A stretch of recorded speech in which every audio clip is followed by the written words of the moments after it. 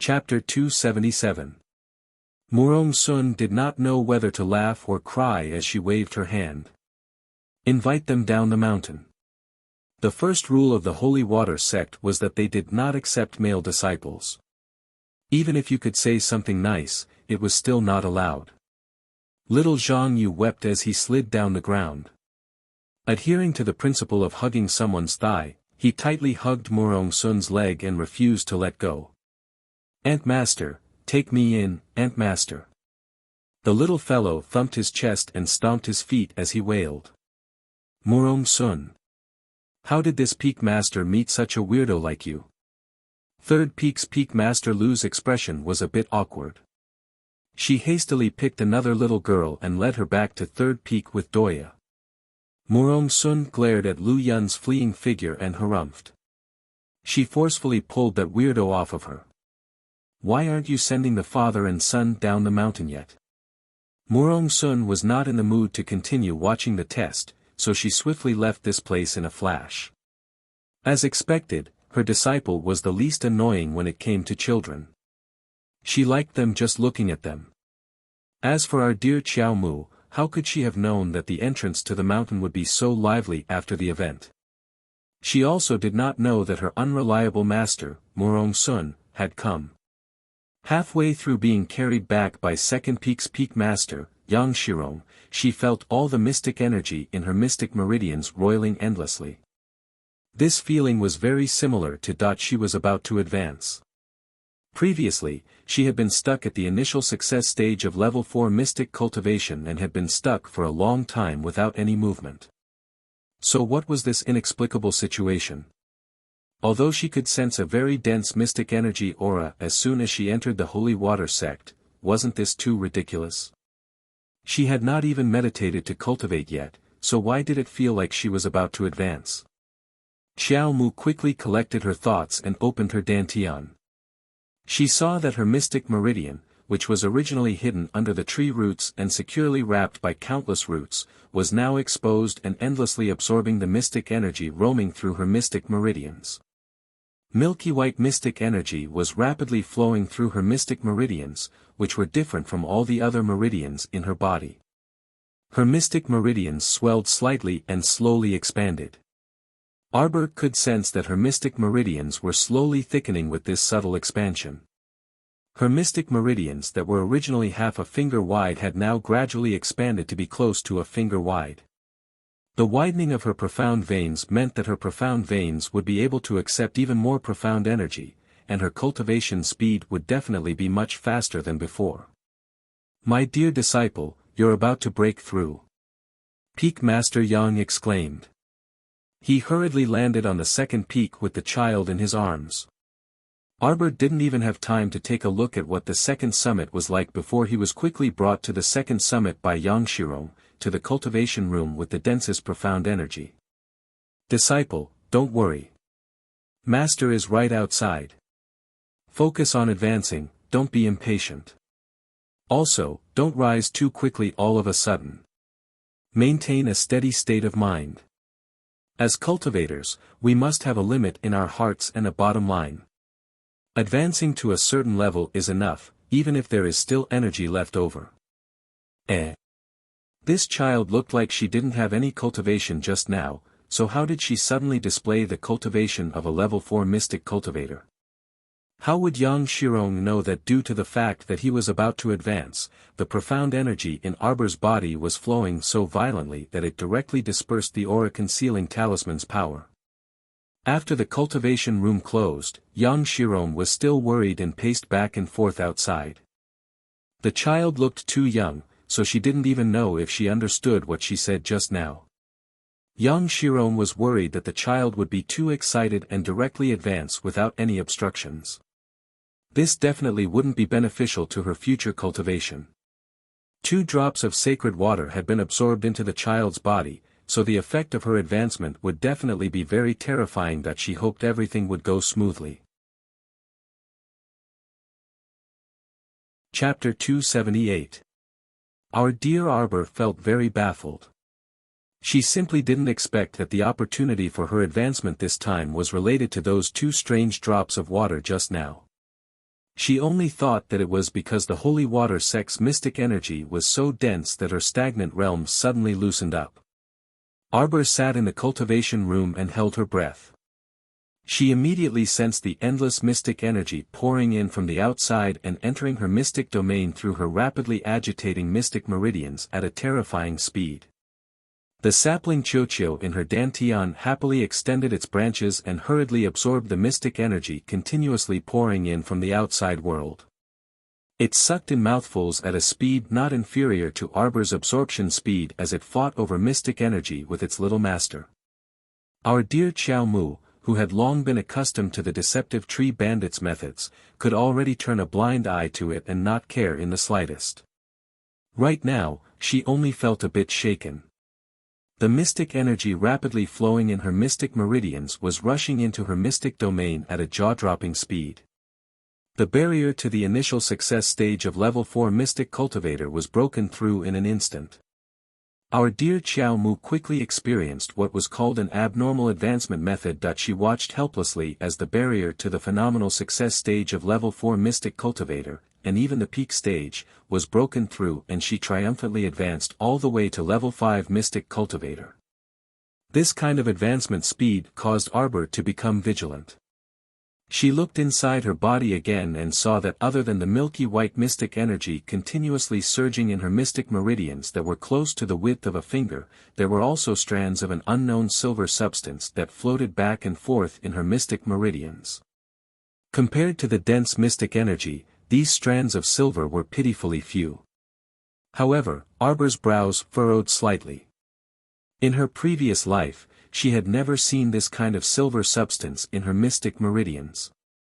However, now was not the time to think about this. The urgent matter at hand was to suppress her rapidly advancing cultivation as soon as possible. Aunt Master Yang was right. Mystic cultivators had to have a limit when it came to mystic cultivation. They couldn't blindly advance rashly in their cultivation. It was better to stabilize it before advancing. She had broken through from the initial success stage of level 4 mystic cultivator to the phenomenal success stage of level 5 mystic cultivator in one go. Her mystic energy increased explosively without any signs of slowing down. This truly was a bit flustered. After absorbing so much profound energy in one go, his entire profound veins, including his profound domain, could be said to have expanded to the extreme. If this continued, it would be very easy for him to explode and die. Furthermore, if one were to advance too quickly, it might cause one's own realm to become unstable, which would not be beneficial to one's future cultivation.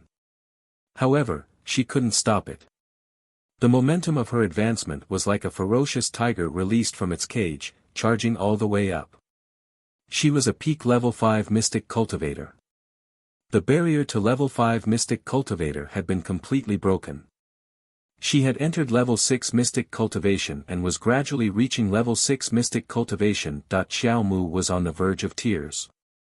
She subconsciously called out, "What about Chochio? I can't stop the momentum of my advancement. Chochio." This damn tree disappeared again. The sapling Chochio was silent for a while and couldn't help but ask, "Master, what are you worried about? I've advanced so quickly and absorbed so much profound energy into my body, will I explode on the spot?" Chochio. "Master, are you an idiot? Why do you always have some weird thoughts in your head? If you don't want to absorb the profound energy, just tell me, I can absorb all the profound energy.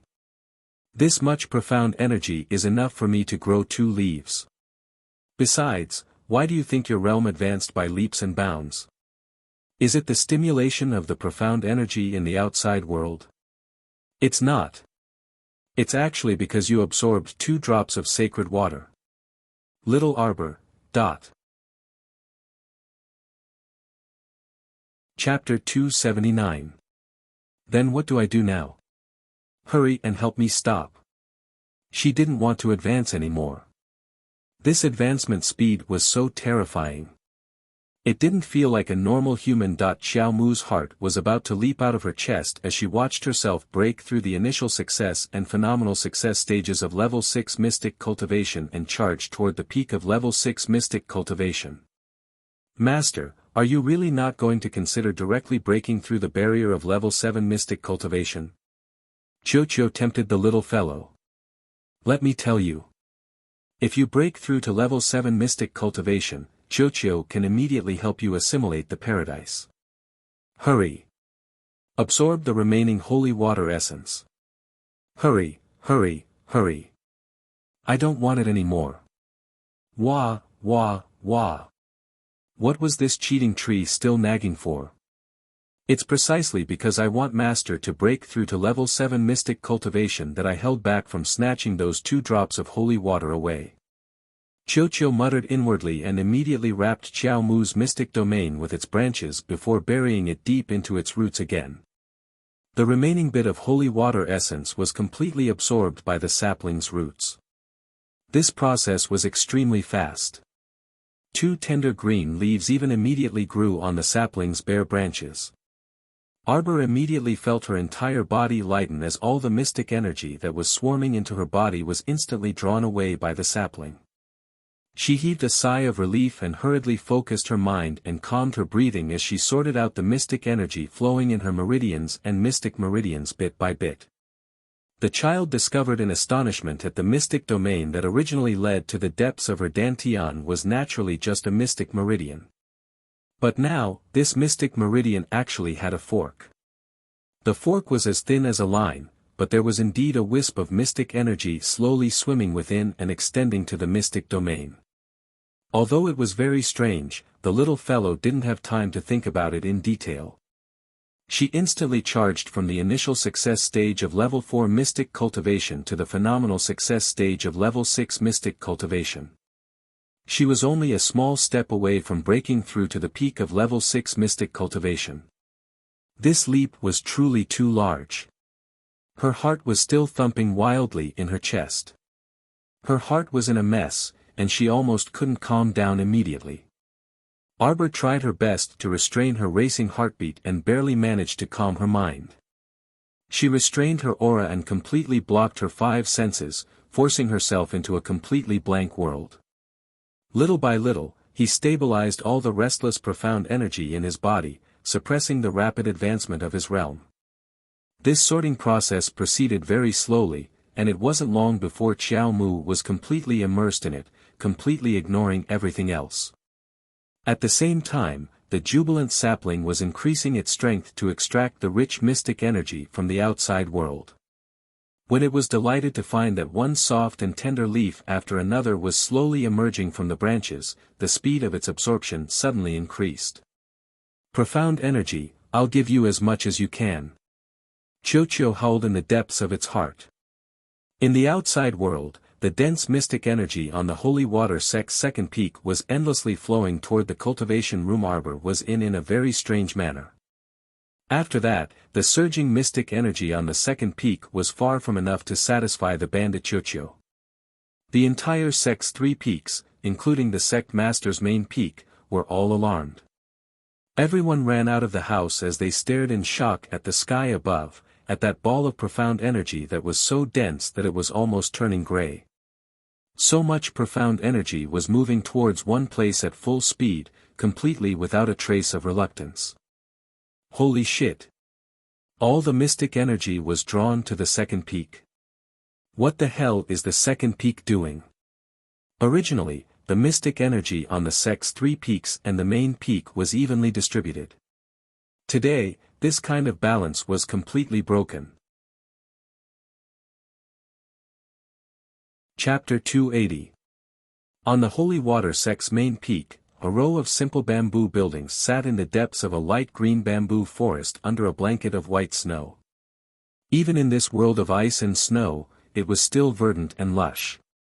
We still have enough food to eat for 3 months. Murong Sun lazily leaned against the brocade couch and expressionlessly stared at the sect master sitting across from her. The holy water sect's sect master was about 60 years old. Her appearance was unremarkable and she wore an extremely simple blue and white robe. She had a benevolent countenance and a smile on her lips. She held a large palm leaf fan that maids used to light fires. It could be said that if this elderly lady was thrown into a crowd of people, she definitely wouldn't make a splash. She was completely an ordinary elderly lady from a farming family. The sect master's hand that was holding the palm leaf fan paused, and she sighed. Ah, that can't be helped. The world is difficult right now, and normal people are living worse off than us. How about this, Murong, pass down the order that the entire sect's 800 disciples will have one meal every 3 days. Change it to one meal every 5 days. The sect master extended 5 fingers and waved them. Murong Sun's lips fiercely twitched, that she just knew this unreliable sect master would come up with rotten ideas all day long. The most important thing for us cultivators is to temper our body's toughness.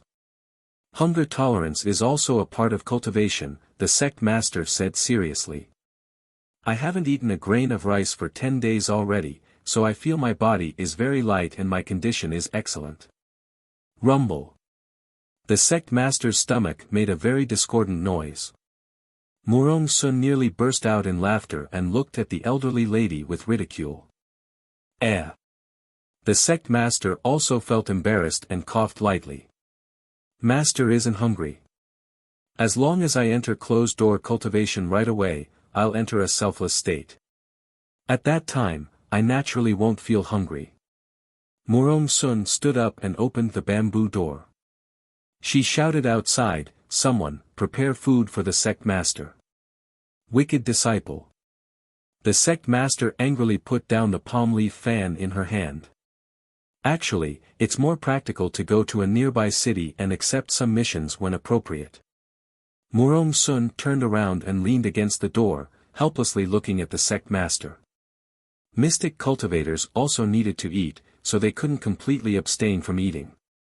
However, they could block out all the exhaustion in their body after a single closed-door cultivation, so they were more resistant to hunger than normal people.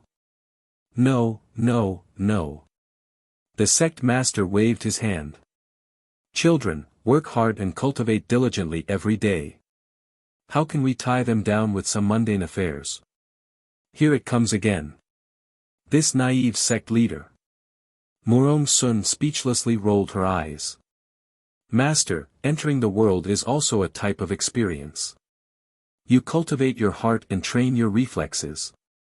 In a battle, the ability to react is an indispensable part of one's strength. Master, the world has become a battlefield right now. Neither you nor I can protect ourselves. Murong Sun gazed deeply at the sect master. She could understand the sect leader's actions, but she did not approve of it. The sect master wanted to protect all the disciples, but this kind of blind protection was actually a way to weaken the strength of the sect. Flower buds that did not grow up in bloody battles, how could they experience the storms of the world in the future? The old lady was silent for a long time before she suddenly raised her head and asked, Ah Sun, when will you take over the position of sect master? Bang! Murong Sun slammed the bamboo door shut and it swayed so much that it nearly fell off. A disciple holding a bowl of porridge walked toward them and dazedly stood there, looking back at Ant Master Murong's fleeing figure. Wicked disciple.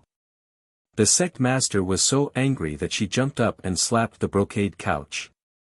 At this time, the disciple carrying the porridge looked up at the sky and exclaimed in shock, Sect master, quickly come and look.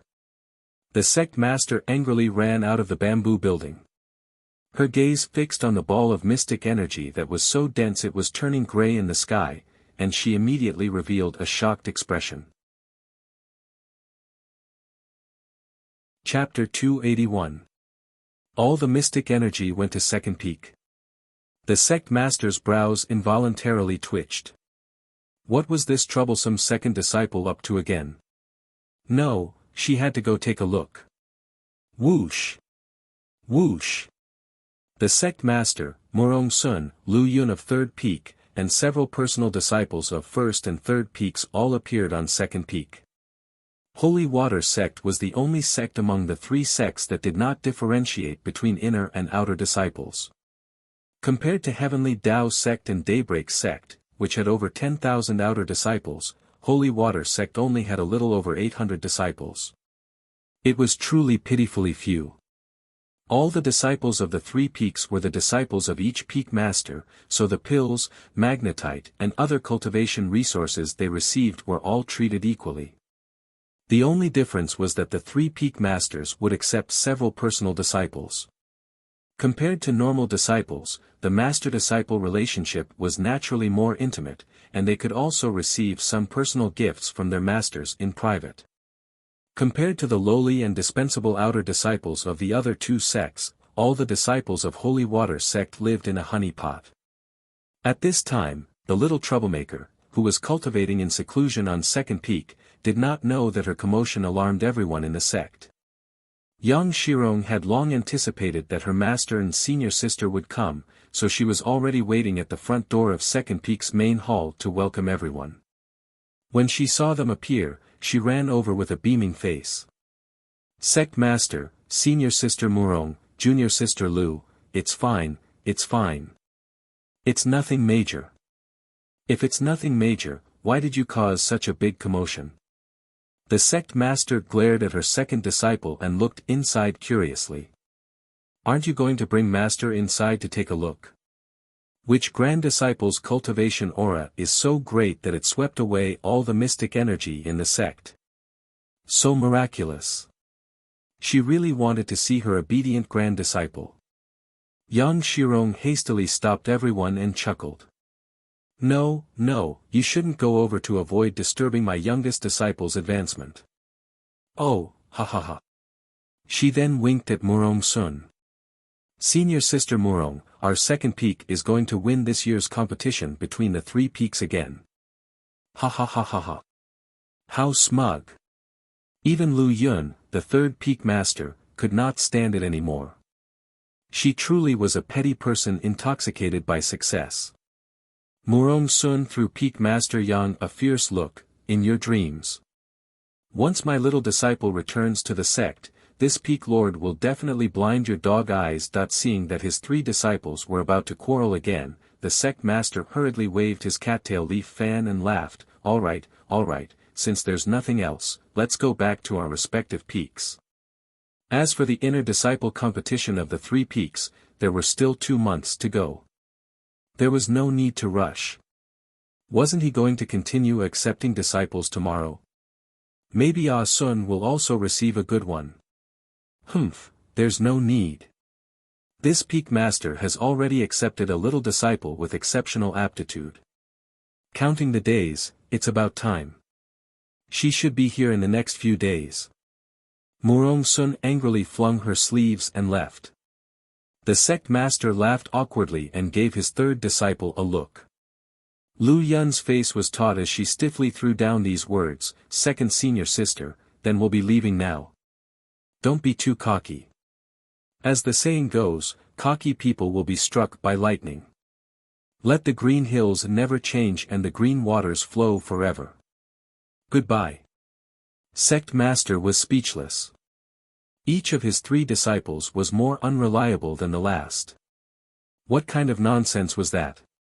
They only saw each other for a short while and started quarreling. Where did the sisterly love between fellow disciples in the same boat go? Yang Shirong laughed and happily sent off her master and senior sisters. She then ran back to the child's cultivation room to take a look. She only left after seeing that there was nothing out of the ordinary. However, because of the child's tantrum, all the mystic energy rushed to Second Peak, so the disciples from the other peaks could only pause their cultivation. Chapter 282. 3 days later, the instant the child opened her eyes, a pitch-black vortex swirled in the depths of her eyes before returning to calmness. Now that she had roughly stabilized her cultivation at the phenomenal success stage of level 6 Mystic Cultivator, she was within reach of the peak stage. She didn't need to be on guard in the sect, so she naturally didn't need to hide her cultivation with the aura concealing talisman. Looking up at the small ball of thick mystic energy gathered above her head, Arbor couldn't help but ask, "Chuchyo, what's this ball for?" "Master, don't waste it. I left it for you." Burp. This fellow actually burped after absorbing mystic energy. How much mystic energy did it absorb? Arbor silently absorbed the small ball of mystic energy into her mystic meridians. After circulating it slightly, she was pleasantly surprised to find that after her mystic meridians widened, the speed at which she absorbed, stored, and digested mystic energy increased significantly. When this mystic energy entered her mystic meridians, it was like entering the ocean and was quickly digested by her body. Arbor sighed slightly. As expected, the mystic energy around her hadn't reached saturation. In other words, she could still continue to advance as long as there was enough mystic energy injected. But this way, her cultivation would advance too quickly. If she completed her advancement perfectly, she wouldn't be able to absorb mystic energy from the outside world for at least 24 hours when her mystic energy was at saturation. This was also a mystic cultivator's self-defense mechanism to prevent endless mystic energy from overloading their mystic meridians and causing their body to explode from being unable to withstand the external pressure. Suppressing the growth of one's cultivation realm was also an excellent embodiment of cultivating one's mind. Without firm willpower, normal people wouldn't bear to suppress it. Why suppress it? Cultivating was so hard and could only advance once every 3 to 5 years, so of course she had to complete her advancement in one go. Otherwise, who knew how long it would be before she could advance again? Moreover, a normal mystic cultivator's advancement process definitely wouldn't be as fierce as the child's. And 2 major stages in a row. Advancing 2 minor stages in a row was already pretty good, okay? Therefore, she didn't need to suppress her advancement. The child retracted her hands and stood up. Just as she opened the cultivation room's tightly shut door, she heard a scream from nearby. "Oh no, junior sister Qinghu fainted. Hurry and give junior sister some water." The child pattered over and saw several senior sisters carrying a girl in cyan clothes to a stone chair at the side to sit down. Although the girl in cyan clothes woke up, her complexion and lips were a bit pale. Was a level 3 mystic cultivator's body this week? Why does this girl look like she's on the verge of collapse? The toughness of a level 3 mystic cultivator's body was completely comparable to that of a level 3 body cultivator. It shouldn't be this weak. The little fellow took small steps and squeezed in front of the senior sisters. The senior sisters of the second peak all looked at the child and could not help but be stunned. You must be little junior sister. You've come out. The senior martial sister who spoke just happened to see Master carrying this little junior martial sister back that day, so she recognized Arbor. When the others heard what she said, they finally understood. It turned out that the little junior sister who had always closed the door to her cultivation room and had drawn all the profound energy of the entire sect to her side for the past 3 days was this person in front of her. Little junior sister was squatting in front of Su Qinghu, holding her wrist and looking at her with a strange expression. Su Qinghu smiled at her and said weakly, "Junior sister, what's wrong? You fainted from hunger." Arbor couldn't believe it himself when he said this. A dignified level 3 mystic cultivator actually fainted from hunger. This was truly an oddity. Chapter 283. Why did you faint from hunger? Our dear Qiao Mu couldn't believe it. The other senior sisters looked at each other in dismay. What other reason could there be for fainting from hunger? Of course it was because she was hungry. Thinking about how they had already eaten a bowl of red bean porridge 4 days ago, they felt extremely bitter. Junior sister Qinghu wasn't the only one who fainted from hunger, they also felt like they were about to faint. Are you very hungry? The child looked at Su Qinghu curiously. Miss Su smiled shyly at her question. I'm fine, little junior sister. What do you mean you're fine? An 11 or 12-year-old little girl dressed in green jumped out from the side. Her round face was filled with anger as she glared at the child and said, "Why did you faint from hunger? Ask yourself. What did Bao Bao do?" The child was dumbfounded. Junior sister Fong. Su Qinghu looked at Fong Su disapprovingly, then smiled gently at the child. "It's nothing, little junior sister. Your senior sister Fong is just this impatient, don't take offense. Also, Master said to find her after you come out of seclusion. Senior sister, you're the only one with a good temper." Fong Su was like a little cannon. She aimed her cannon at darling Qiao and bombarded her.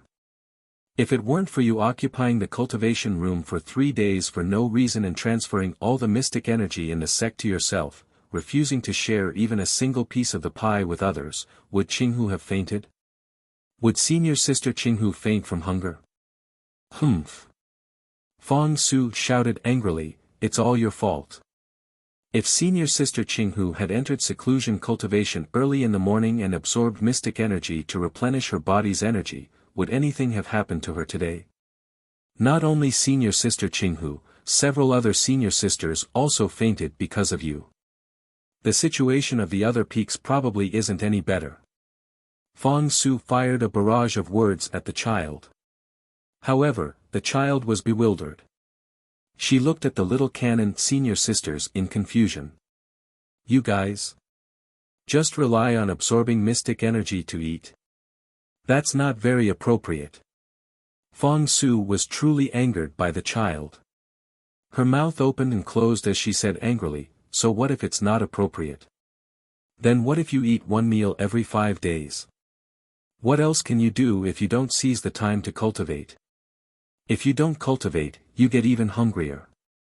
Cultivating into a selfless state actually blocked all the negative side effects of the body. But after you're done cultivating, you'll be even hungrier. The child looked at the senior sisters in front of him speechlessly. Why did he feel that they were like a group of retards? Cultivating profound energy could allow one to enter a state of selflessness, and then block off the body's sense of hunger. But in reality, the body's sense of hunger did not disappear. It would only become hungrier as time went on. Okay. Ahem. Su Qinghu didn't know whether to laugh or cry when he saw the way the kid was looking at an idiot.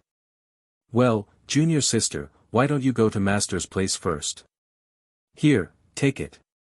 The child took out a small brown cornbread from the small bag hanging on his waist and handed it directly to Su Qinghu. Before she left, her mother had prepared a lot of food for her. These small cornbread were personally made by her mother. She used corn powder and added minced meat stuffing inside, so it smelled fragrant. It took a lot of effort to do this, and he even asked second uncle to help.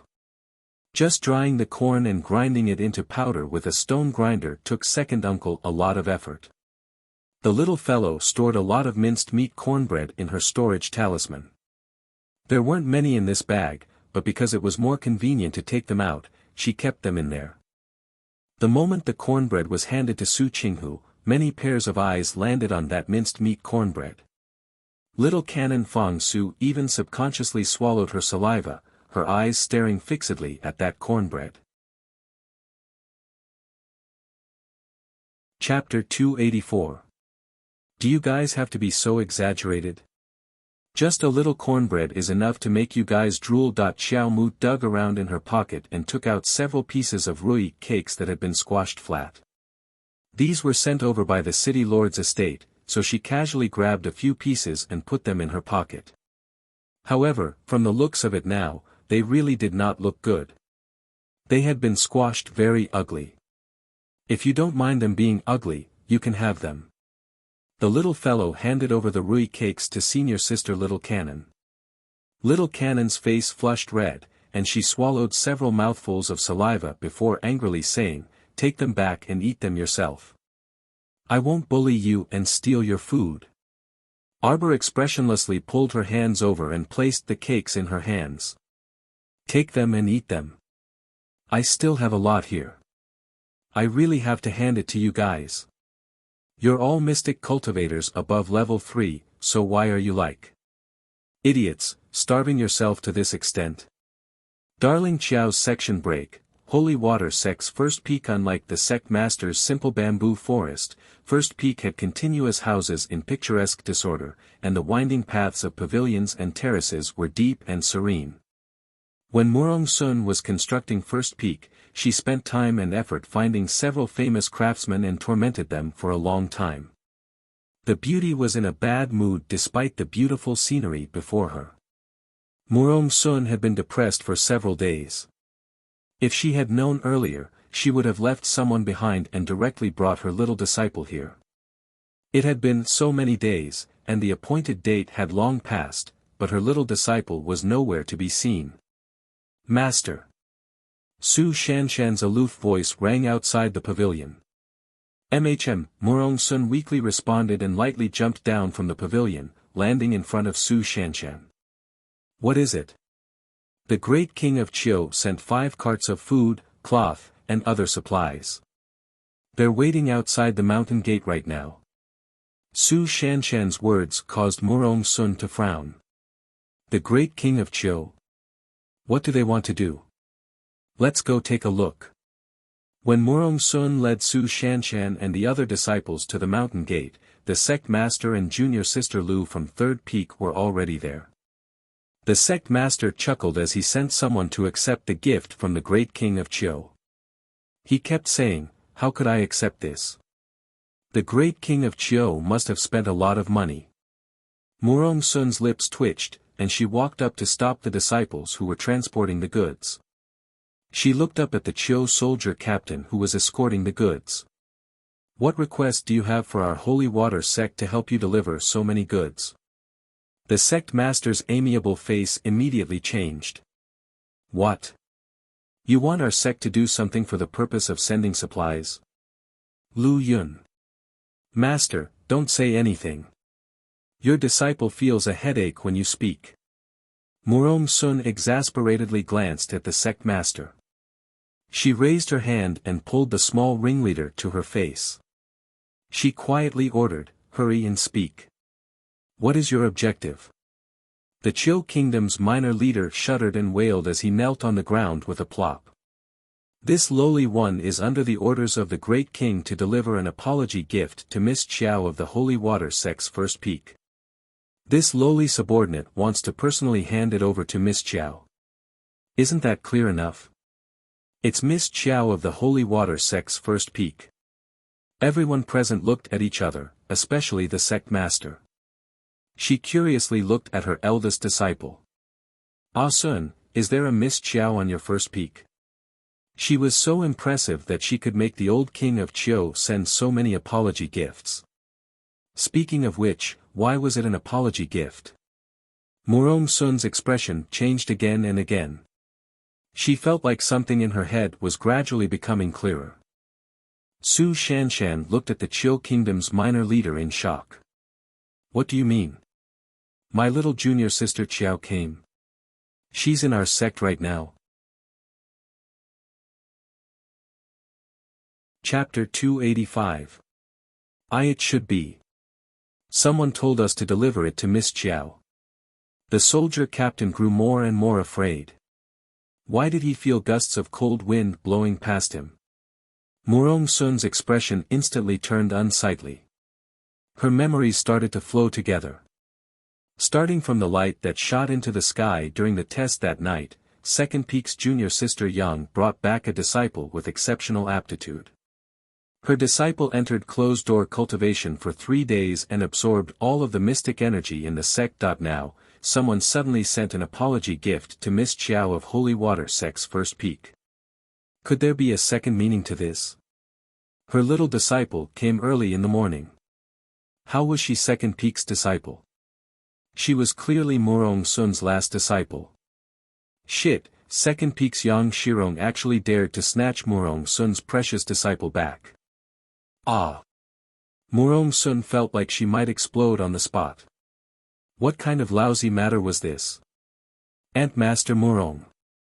The disciples called out, only to see Murong Sun flying into the air with a whoosh with a dark expression, swiftly flying towards Second Peak. Su Shanshan was startled before hastily following her master. When the sect master saw this, she abruptly slapped her thigh. Shit, did you see Ah Sun's expression just now? Oh my, something seems to have happened. Let's hurry over and take a look. The sect master turned around after saying that, but her third disciple was nowhere to be seen. Her mouth twitched as she turned her head back, only to see her third disciple following closely behind Murong Sun and running far away. Evil disciple. The sect master angrily scolded and turned to the snickering disciples. Children, you're responsible for transporting the supplies back to the sect. Leave them there first and wait for your little junior sister to receive them.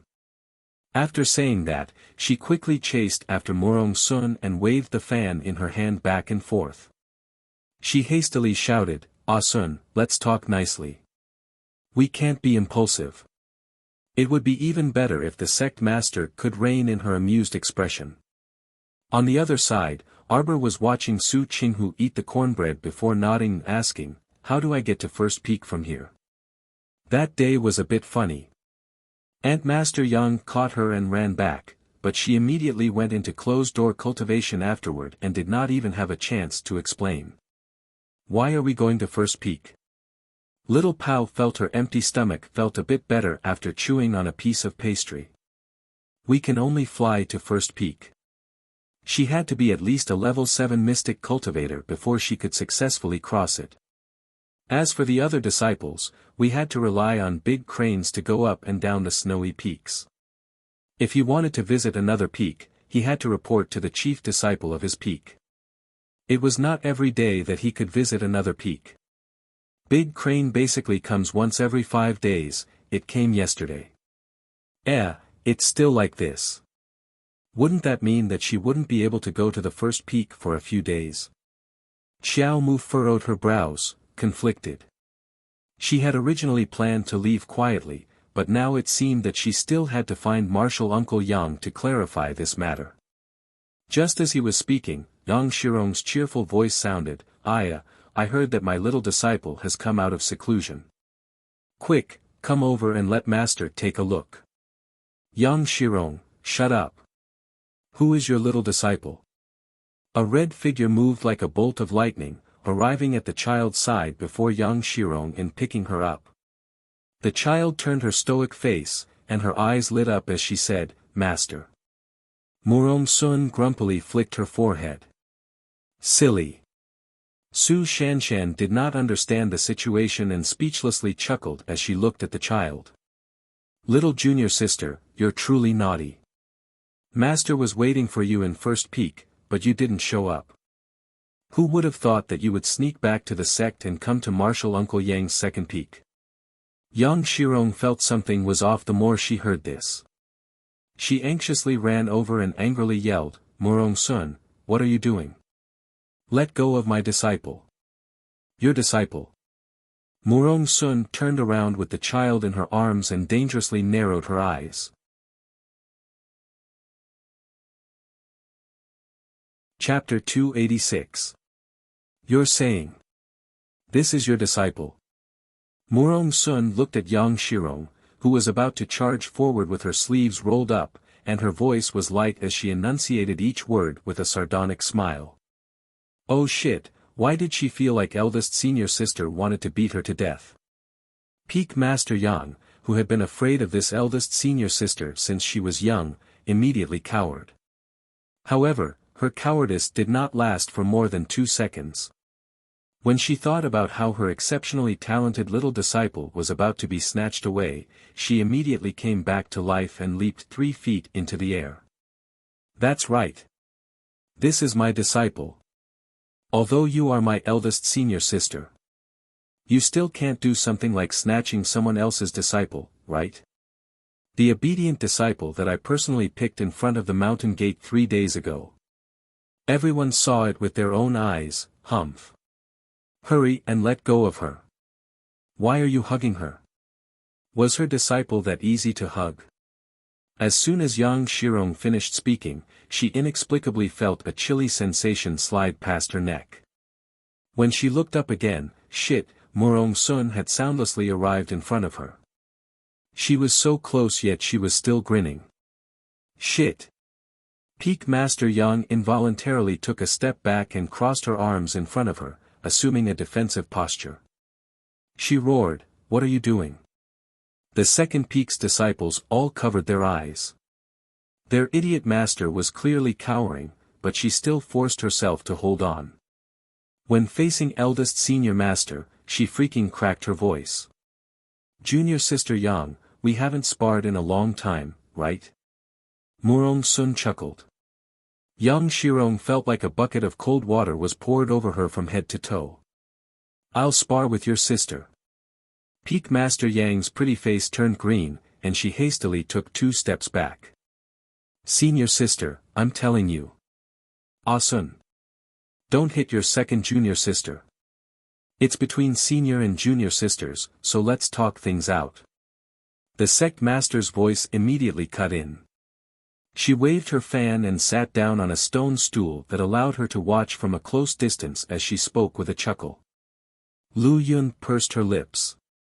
If Master didn't act like a spectator, her acting would be more convincing. "Do you want tea, Master?" Lu Yun humphed. "Oh, give me some." The sect master accepted the tea from the second Peak's disciple and drank it as she watched. "Come, my disciple, wait for me here. Your second Ant Master, she's going to go overboard if she's not beaten for 3 days." Murong Sun placed the child on the ground and grabbed the dumbstruck Yang Shirong, dragging her up to the roof with a whoosh. Sect Master put down the teacup in his hand in shock, jumped up and shouted, Sun. Be careful. The second Peak's house was built not long ago. Rascal, why did you run to the back and fight? How was she going to enjoy it when he pulled it to the back?" Lu Yun chuckled. She directly left her master and jumped onto the roof. Then, she quickly jumped back down. She took out an umbrella from her inner world and opened it. The sect master couldn't wait to rush up to the roof to watch the show. However, instead, she was hit by the rolling waves of water, which drenched her whole body in an instant. The sect master was dumbfounded. She angrily roared, Sun, are you trying to tear down the house? What a terrible disaster. Lu Yun held an umbrella and stood leisurely under the eaves. She stretched out her hand to cover her mouth and chuckled. What was this called? This was called watching a show without thinking too much, but in the end, being struck by lightning. Oh wait, she was flooded. Amidst the rolling waves, Yang Shirong's figure was faintly discernible. She repeatedly exclaimed, Eldest senior sister, what are you doing? Damn! I just filled up all the ponds on the second peak 2 years ago. I didn't expect that you wouldn't even let go of the ice and snow on my second peak now. Stop it. My snow, it's about to melt away. How can this still be called a snow peak? Ow ow ow. Chapter 287. Everyone looked up in unison and saw the fluttering snowflakes in the sky instantly transform into a curtain of rain that rustled down with the people. The scenery was even more beautiful. Peak Master Murong's control over the water spirit was simply breathtaking. The woman who walked over in the drizzle was dressed in plain clothes. Her eyes were as resplendent as pearls, and she had a wicked smile on her lips. Xiao Mu looked at her master in bewilderment and silently looked down to check her fingers. As Murong Sun floated to the ground, half of Second Peak's main hall's roof collapsed, and the tiles clattered to the ground. That unlucky second Ant Master had to find someone to fix the roof. Suddenly, an old lady waving a large fan hopped in front of her.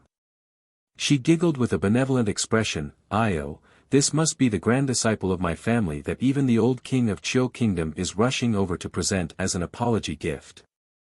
I'm your master's master. What apology gift from the old king of Chiu Kingdom? The child had no idea what the sect master was talking about. Before the elderly lady could finish speaking, Murong Sun flashed to her disciple's side and scooped up the child's tiny body. Let's go, disciple. Second peak isn't fun at all. Let's return to first peak. The sect master slapped her fan and glared helplessly. Wicked disciple. Master hasn't finished chatting with my grand disciple yet. Sect master, what kind of greeting gift are you preparing for your grand disciple? Look at your grand disciple. She's a darling who advanced to phenomenal success level 6 in one go. You can't give a normal greeting gift, right? Murong Sun glanced at the sect master from the corner of her eyes. Hand over Maple Pavilion's key. The sect master was shocked. Only now did she realize that the child in front of her was a phenomenal success level 6 mystic cultivator. The sect master immediately wanted to pounce over and grab the child for a closer look, but she was blocked by Murong Sun, who was eager to protect her disciple. What? Let me see. What a wicked disciple. She forgot about her master after having a disciple. What's wrong with master taking a look? Could a look cause your disciple to lose a piece of flesh? What are you looking at? Just looking is enough. Murong Sun took a step back with the child in her arms and extended a hand to the sect master. Give me the key. Tomorrow, I'll bring your grand disciple inside to pick out an item as a greeting gift from you. Elderly lady pouted and glared at Murong Sun. Then what about you? What did you give your disciple as a meeting gift? Haha, that's right. Then let's just pick another piece and treat it as my greeting gift to my disciple. Murong Sun nodded logically and looked at the sect master elderly madam with a grin. What? At this moment, the old lady had the urge to slap herself in the face. Wouldn't it be fine if she didn't mention that? Bastard, unfilial disciple. All day long, he only knew how to anger her and refused to take over the position of sect master, letting her take off her burdens and enjoy her life. Unfilial, unfilial, unfilial. Little junior sister, you're amazing. Su Shanshan's eyes seemed to be shining, and a smile appeared on her aloof face. You broke through to phenomenal success as a level 6 mystic cultivator at such a young age. Truly, no one can compare to you. Arbor blinked and said to Su Shanshan, eldest senior sister, I'll give you and second senior sister a gift when we return. Murong Sun raised her eyebrows. Only your eldest senior sister and second senior sister have gifts. Master doesn't have any. The little stoic looked at her master seriously. This thing is useless to master. Giving it to her is also a waste. Murong Sun burst into laughter. Oh my, her little disciple's expression was seriously extremely serious when she said, waste. Chapter 288. Grand Disciple, you broke through to phenomenal success level 6 mystic cultivator at such a young age. You are truly extraordinary. With the sect master's keen eyesight, she could tell with a glance that Arbor could continue advancing and directly break through to level 7 mystic cultivator realm with her current situation. However, the child did not do so, which meant that although she was young, her wisdom was outstanding, and her willpower was also incomparable to normal people. Faint admiration flashed through the sect master's eyes. She nodded and took out a round jade bracelet from her waist. A verdant pine and cypress tree was carved into it. Murong Sun accepted it without reservation and waved her fair wrist at the sect master. She said with a smile, thank you, sect master. Disciples, let's go home. Wicked disciple. The sect master angrily cursed again and watched Murong Sun and her disciples leave. Although she was cursing, her eyes were full of smiles. Eldest senior sister, come out. A figure abruptly darted out from the ruins of the ruined eaves. She was covered in dust, and her hair was disheveled and askew. The sect master's lips involuntarily twitched when she saw her second disciple's wretched appearance. Lu Yun held a silk flower umbrella and covered her thin lips with her hand as she chuckled. Second senior sister, are you blind? Didn't you see that eldest senior sister brought her youngest disciple back to first peak? I already said that people shouldn't be too smug or else they'll drown. Yang Shirong darted to the sect master with a whoosh. All the disciples silently counted in their minds, 1, 2, 3. Yang Shirong pounced over the moment she said 3. Master, eldest senior sister is bullying me. Yang Shirong hugged the sect master's thigh and kept tugging at the sect master's trousers. She wailed, Master, you must uphold justice for me, your disciple. Master, master, master. Don't pull, don't pull, don't pull. Don't pull, let go, let go. Let go. Arong, I order you to stand. Right. Let go. Hand. The sect master's face instantly turned green. She tugged at the waist of her trousers to prevent her idiotic disciple from pulling them down. The disciples of the second peak lowered their heads, their shoulders trembling slightly. Lu Yun covered her mouth and laughed uncontrollably. Master, eldest senior sister robbed my disciple. You must uphold justice for your disciple. How could she do such a wicked thing? My disciple is a level 4 mystic cultivator at such a young age. The sect master was dumbfounded, and then she replied woodenly, What level 4 mystic cultivator? My precious grand-disciple is now a level 6 mystic cultivator at phenomenal success and can advance to level 7 at any time. Heh, this wasn't bragging. If you could find a 7-year-old quasi-level 7 mystic cultivator in all of the 3 sects and 5 factions and the entire Seikong planet, then you were awesome. The disciples of the second peak, including Lu Yun, could not help but twitch their lips. Sect master, you talk too much. You will soon know the consequences of talking too much. Yang Shirong's hand, which was tugging on sect master's trousers, froze for a few seconds. Then, she let out an earth-shattering roar, Master. You have to uphold justice for your disciple. My little disciple, who's a phenomenal success level 6 mystic cultivator, was tricked away by eldest senior sister. You have to help me get her back. That's my treasure, my life, Master, Master. Rip. Following the sound of the sect master's trousers being ripped off, Yang Shirong's shouting came to an abrupt end. The sect master's complexion instantly turned the color of dirt, and she rapped her head heavily on her second disciple's forehead. Fuck. Freaking hell, how many times have you ripped master's trousers this year? Chapter 289. Murong Sun naturally did not care about the chaos on second peak. When she carried her youngest disciple back to first peak, she was immediately surrounded by all the disciples on first peak. Everyone wanted to see what their little junior sister looked like after Master rushed to second peak and forcibly snatched her back. Apparently, she was Master's last personal disciple. Master had the fewest personal disciples among the 3 peak masters. Previously, there were only 3, so of course, including this little junior sister, there were 4.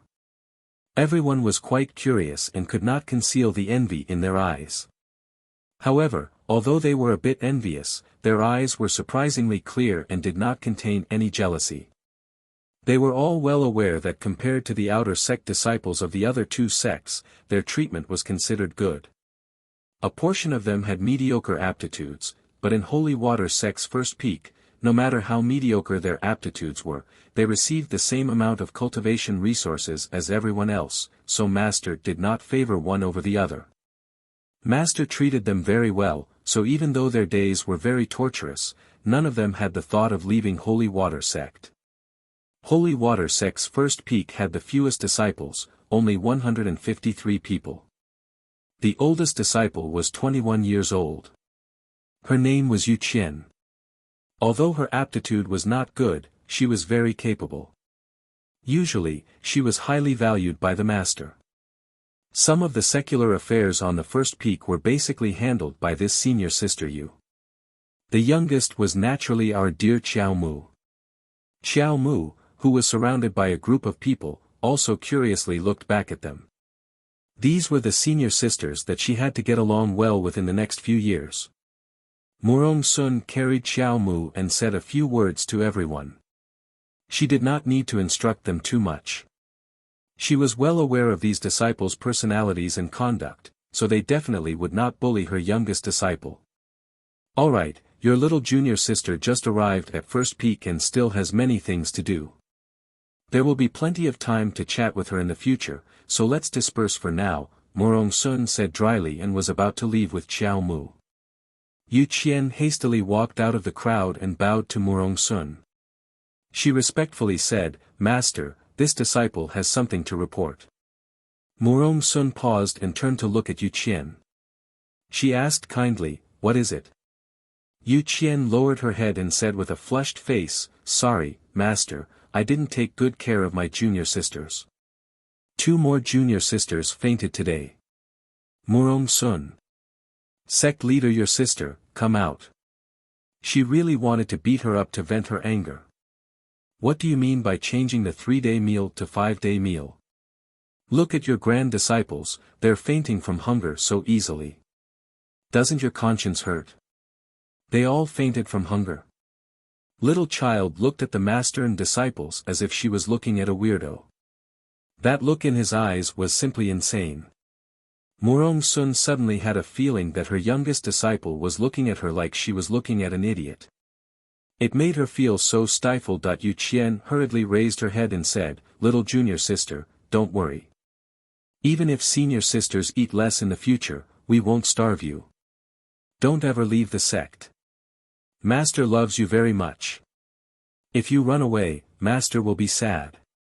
Murong Sun. She was actually speechless. The child. Hee, thank you. If you go hungry for one more meal, you will die. For the sake of this baby, are you going to endure the pain and change it to 1 meal every 10 days?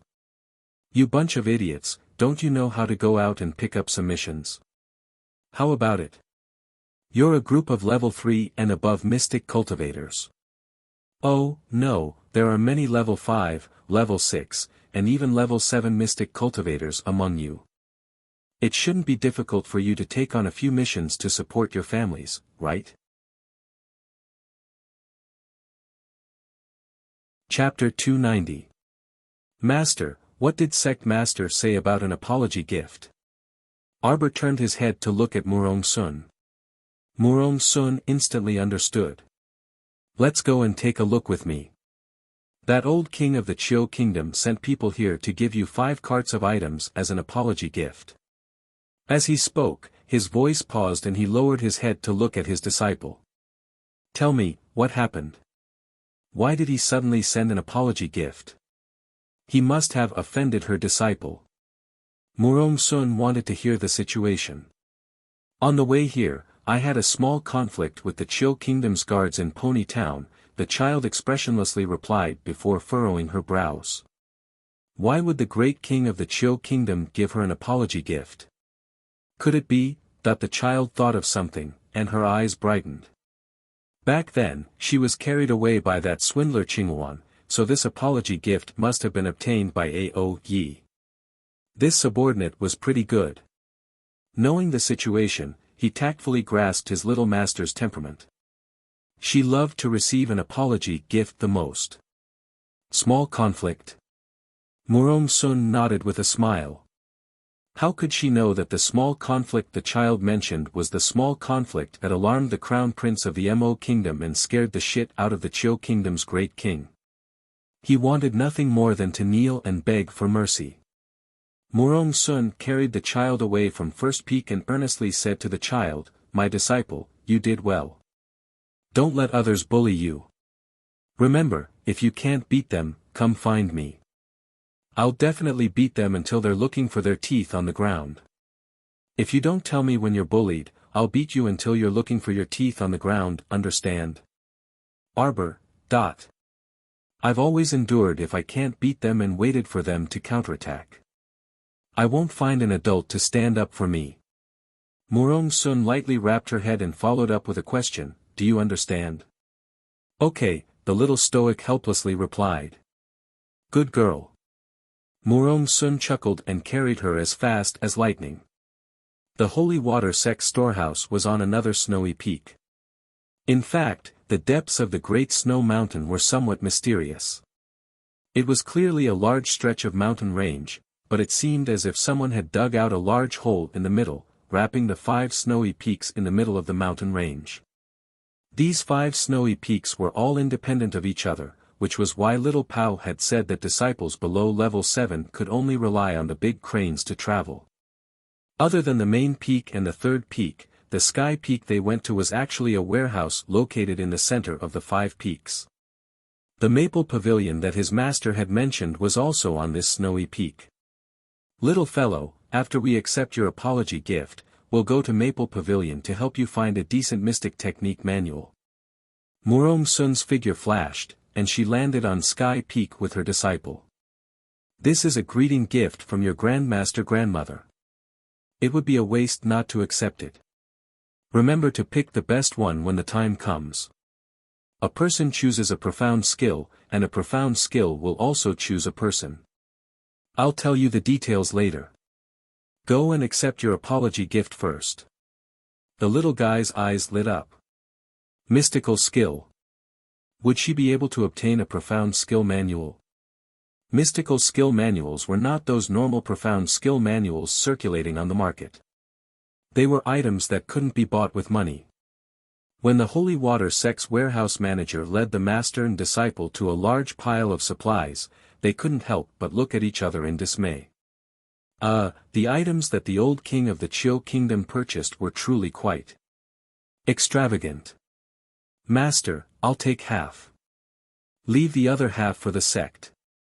In the future, provide at least 2 meals a day. Let's think of a solution together. The little stoic turned around and solemnly looked at Murong Sun. It was already late, so they went to bed. They would return to normal tomorrow. Chapter 291. Before Murong Sun could speak, Auntie Yi pounced over and planned to hug the child and kiss her fiercely. Child, the sect is truly too grateful to you.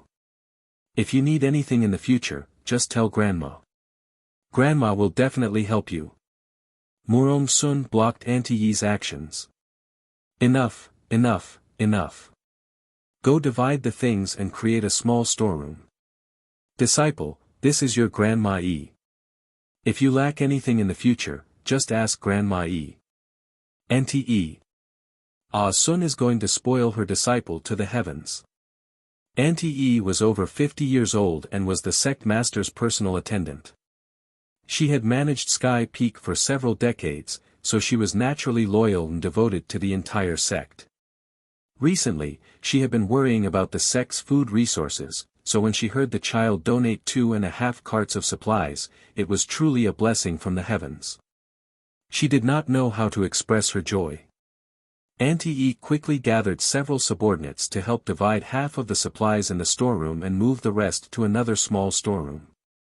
She turned to Murong Sun with a chuckle and said, "You master and disciple can call a few more people over to move. Big Crane is in the back garden, so help yourself. I'm going to organize and register the supplies now, so I won't entertain you too."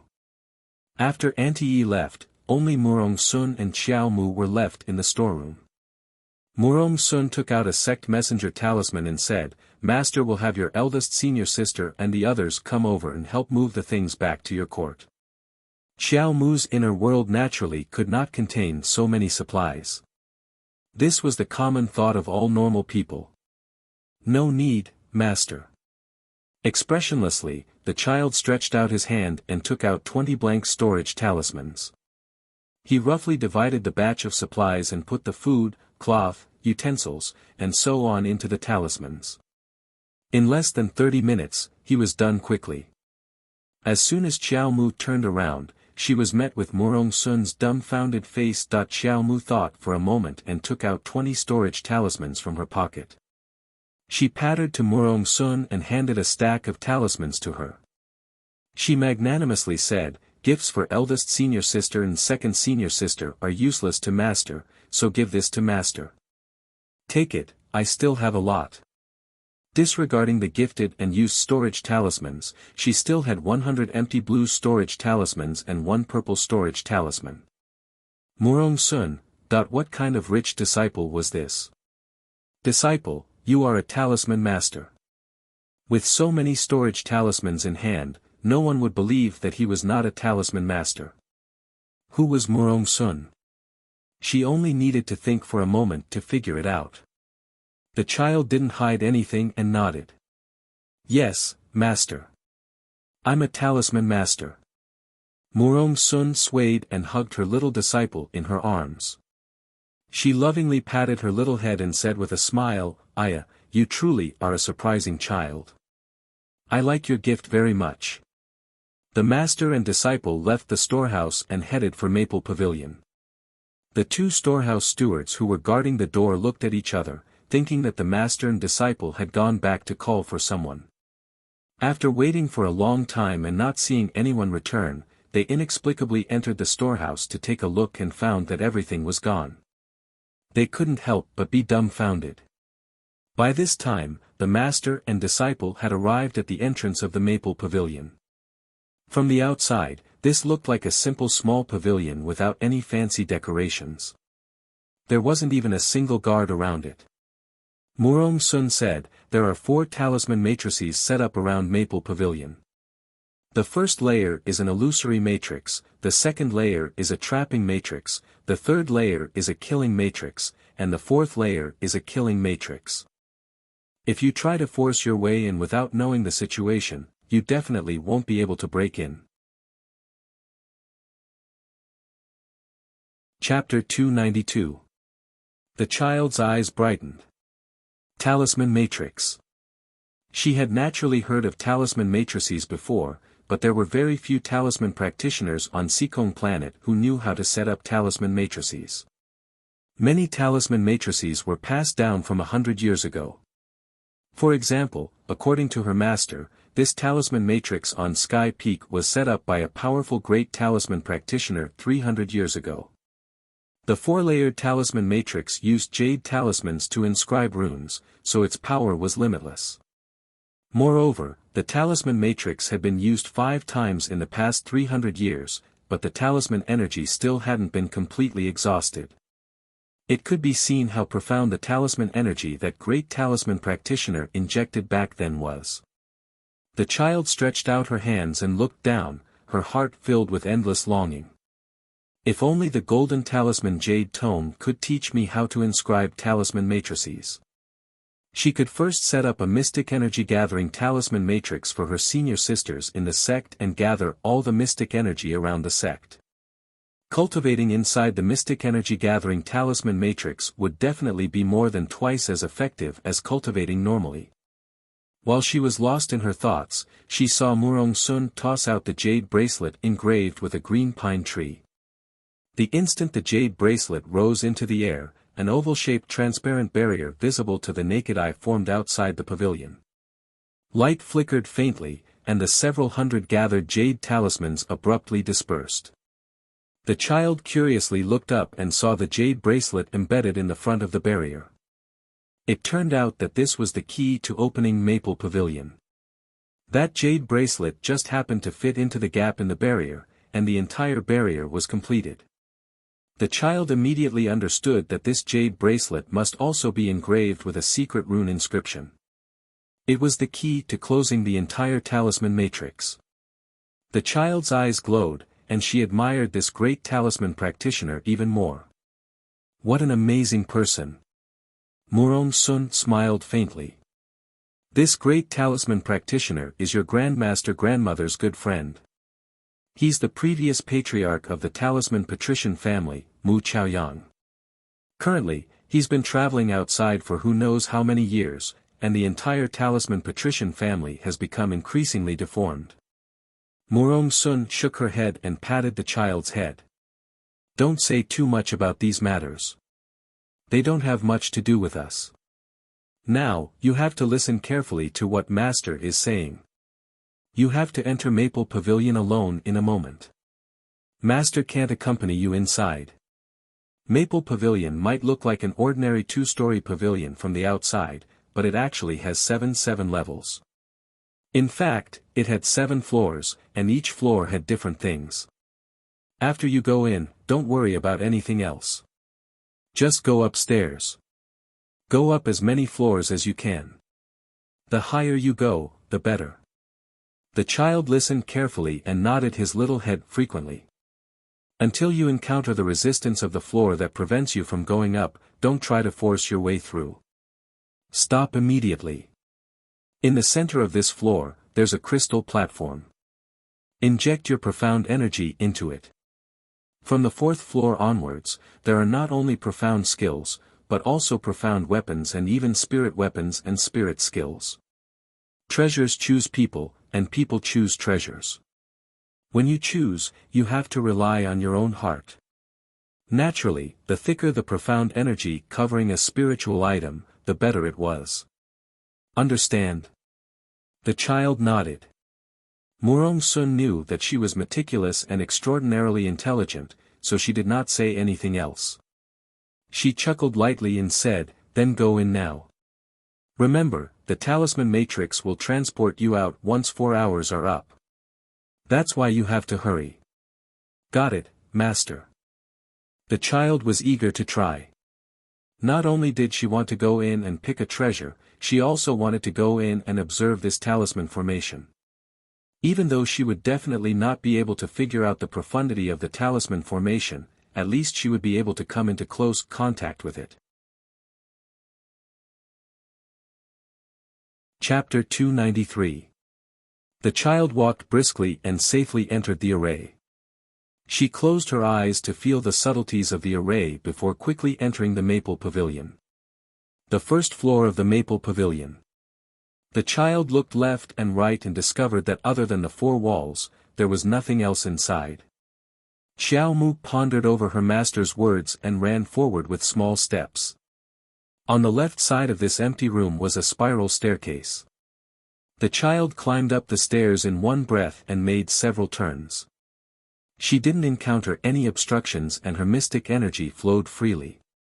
She didn't feel uncomfortable at all. So strange. The child stopped with a palpitating heart and looked around for a while. She even ran to the center of the room on this floor, wanting to sense the crystal platform that her master had mentioned. In the end, there was no reaction. She could only continue climbing up the stairs. She felt as if she had climbed more than 1,000 floors. She couldn't have any other thoughts and couldn't blame her master for tricking her. "But why didn't you say earlier that there were hundreds of stairs on each floor?" From the outside, it looked like an ordinary 2-story pavilion, but in reality, how tall was it? It felt as if he was climbing a tower that was as tall as the sky. She kept climbing without limit and felt like there was no end. The child had been counting the time in her heart ever since she entered. 2 hours should have passed by now. However, the path looked endless and there was no reaction from the center of the room. It couldn't be that after 4 hours, he didn't get anything and was directly teleported out, right? Just thinking about it made her angry. The child, who had originally felt a little tired and wanted to rest to catch her breath, hurriedly climbed up the stairs again when she realized that there might not be enough time. The space in this pavilion must have been modified by that powerful talisman master. Under the influence of the array, the space in the entire pavilion was different from the outside world. Xiao Mu wiped away her sweat and raised her head to look at the endless spiral staircase. She couldn't see the end of it, and her heart turned cold. Xiao Mu gritted her teeth in a huff and took out a small bottle of water from her pocket, drinking 2 mouthfuls. He immediately slapped 2 speed talismans on himself, stacking them together to increase his speed. Within 20 minutes, his speed had increased by 3 times. The little fellow rushed up like a shooting star until the 2 speed talismans were completely exhausted and fell from her body.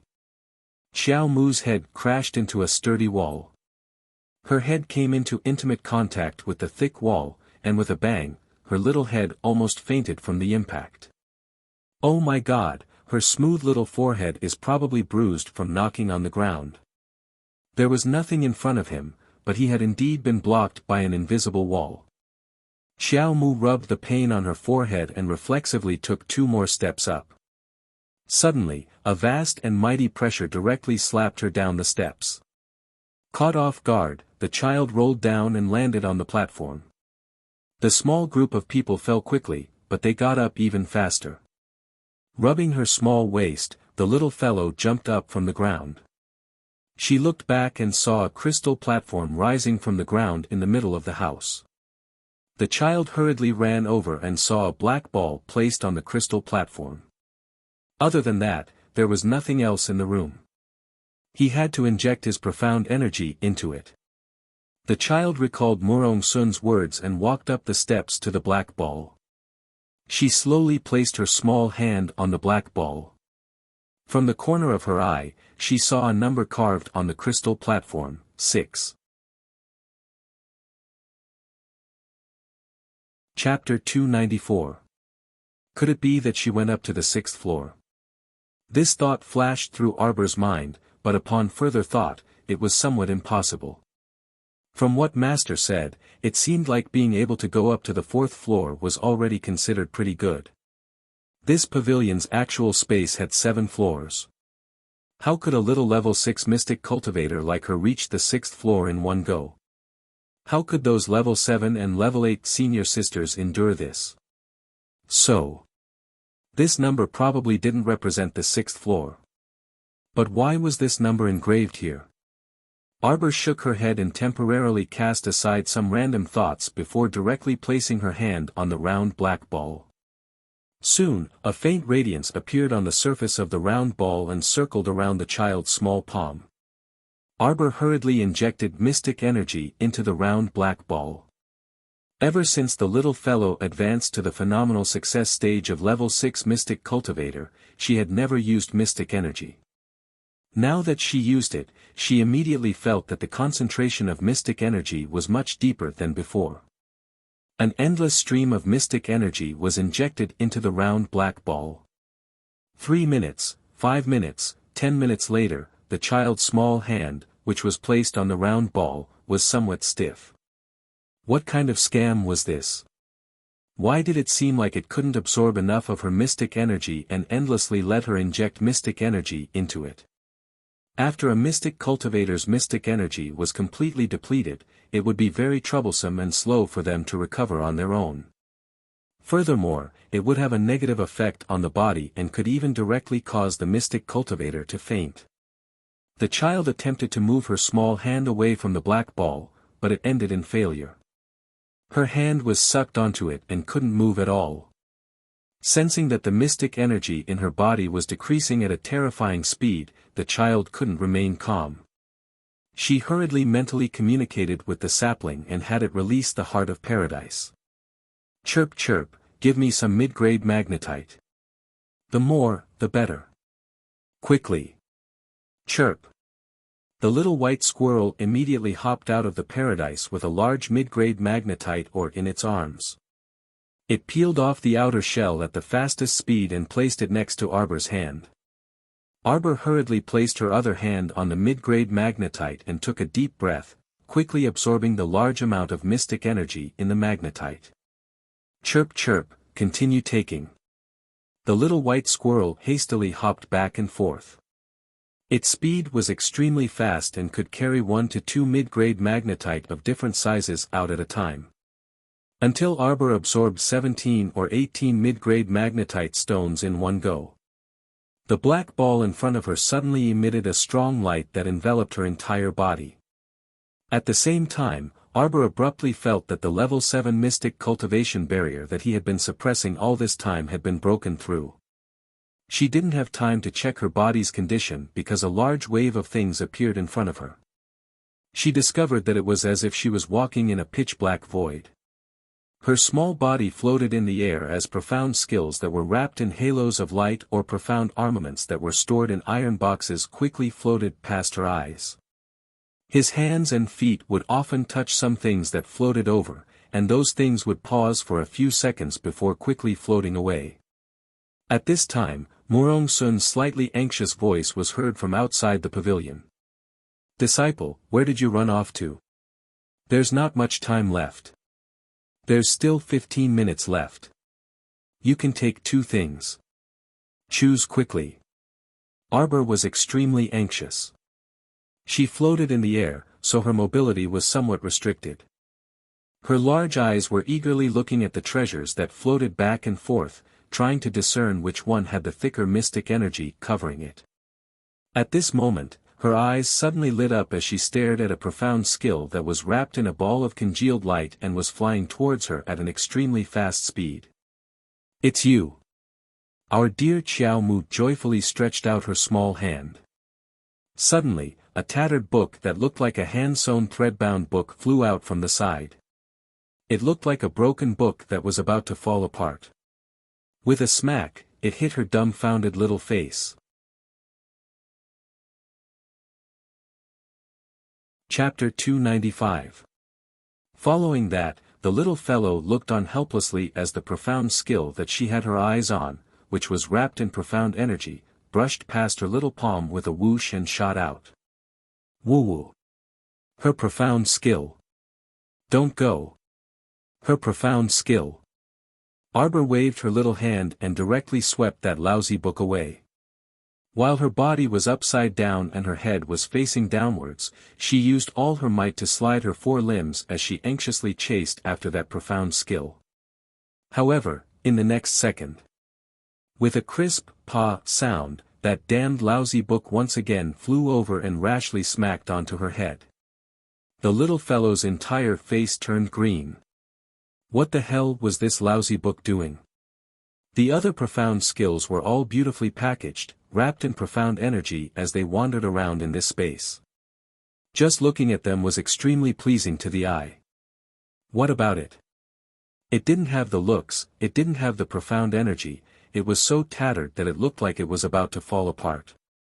Once, twice, fuck, it smacked onto her head for the third time. Scram!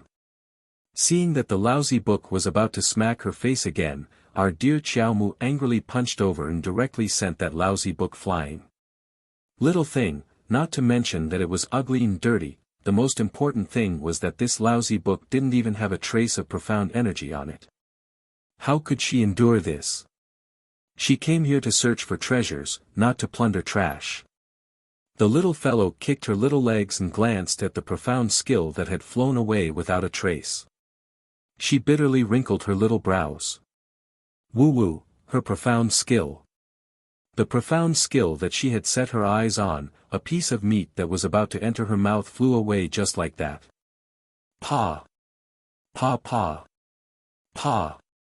Io, what the hell?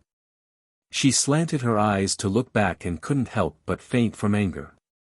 The back of her head was smashed by that lousy book until she cried out in pain. The little fellow hugged her head and scurried away like a kangaroo. But there wasn't any force in this space, so where could she run to? She saw that lousy book chasing after her butt and smacking the back of her head fiercely. Do you have to freaking have such a vengeful heart? Why was it that after being smacked so many times, that lousy book that looked like it was about to shatter didn't fall apart?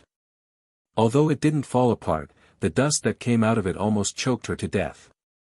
How long has this lousy book been in the Maple Pavilion?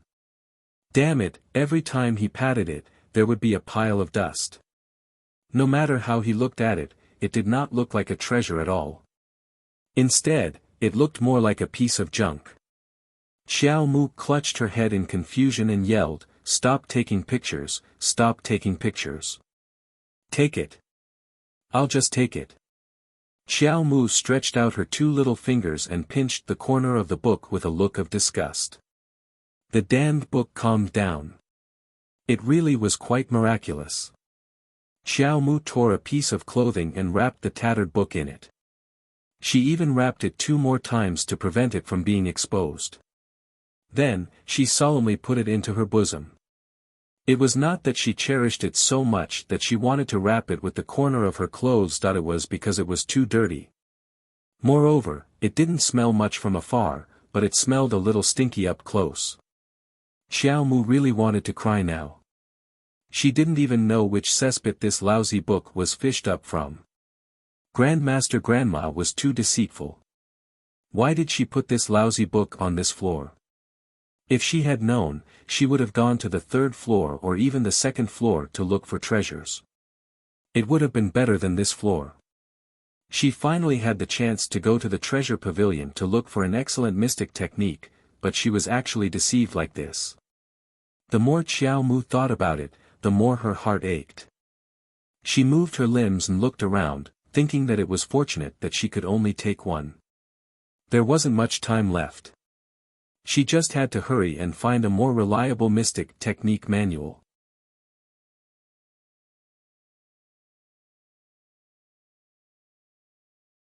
Chapter 296.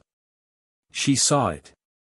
The mystic technique book she took a fancy to earlier. The little fellow strove to move her limbs and strenuously chased after the mystic technique book covered in dense mystic energy. Just as her hands were about to hug the mystic technique book, Arbor's face finally revealed a bit of anticipation. Suddenly, a bone-chilling rectangular iron box fell from the sky and landed heavily in her outstretched hands. The weight of the unknown object caused her slender arms to sink a few inches. Our dear Xiao Mu's anticipation instantly froze on her face, and her stoic face was taut to the extreme. Oh heavens, what the heck was this? This cool iron box did not have any openings at all and did not look like a box for storing mystic techniques at all. It was like a rectangular lump of iron that had been completely molded together. There was not a single gap between the two. Arbor's face turned green from anger. She hastily tossed it away as if she caught a hot potato. However, in the next second, she felt like she was being pulled out of the void. It was over. Time was up. Ah! Darling Xiao Mu instantly felt like she was possessed by the god of misfortune. She had been in there for 4 hours, but all she had brought out was a tattered book. The little fellow felt like her pitiful soul received 1,000,000 points of damage. She was swiftly transported out of Maple Pavilion and saw her master Murong Sun's grinning face as soon as she landed. All of her aggrieved emotions immediately surged up, and she pattered over and crashed into Murong Sun's arms. What is it? What is it? Murong Sun jolted in fright, but before she could say anything, the talisman matrix flickered and returned to normal. The bracelet and talisman key separated from the talisman matrix and bounced into Murong Sun's hand. At the same time, a strange iron box was tossed out of the matrix and was about to hit the back of the little fellow's head. Murong Sun hastily caught it. Our dear Xiao Mu drooped her head listlessly and glanced at the iron box listlessly. Master, let's go. Why would there be an iron box in Maple Pavilion? Judging from the little fellow's appearance, she probably did not have a bountiful harvest. She couldn't have picked up this iron box, right? As her master, she naturally could not discourage her anymore, so she carried her all the way out of Sky Peak. Murong Sun cautiously asked, Disciple, did you notice which level we reached? Do you see the numbers on the crystal platform? 6. Our dear Xiao Mu was not in high spirits, so she leaned on Murong Sun's shoulder and mumbled listlessly. No matter who entered the treasure house and ended up picking up a broken item for no reason, they would not be in a good mood. Who would care about which floor they entered? She was too embarrassed to tell Murong Sun that other than this metal box, she also picked up a lousy book. However, Murong Sun looked down at her disciple strangely and hastily smoothed her hair with a smile. It's fine, it's fine. It doesn't matter if you didn't find anything good today. There will be plenty of opportunities in the future. After escorting the child back to First Peak, Murong Sun pulled her hand and escorted her back to her own courtyard. This was the advantage of being a personal disciple. Every personal disciple would be given their own independent courtyard. Although it wasn't big, it had a living room, study, cultivation room, and even an alchemy room. Murong Sun already knew that her youngest disciple was coming, so she had already prepared everything in the room 2 months ago, so she could directly move in now. After pacifying the little fellow, Murong Sun hurried to Main Peak to speak with the sect master and left Arbor's small courtyard.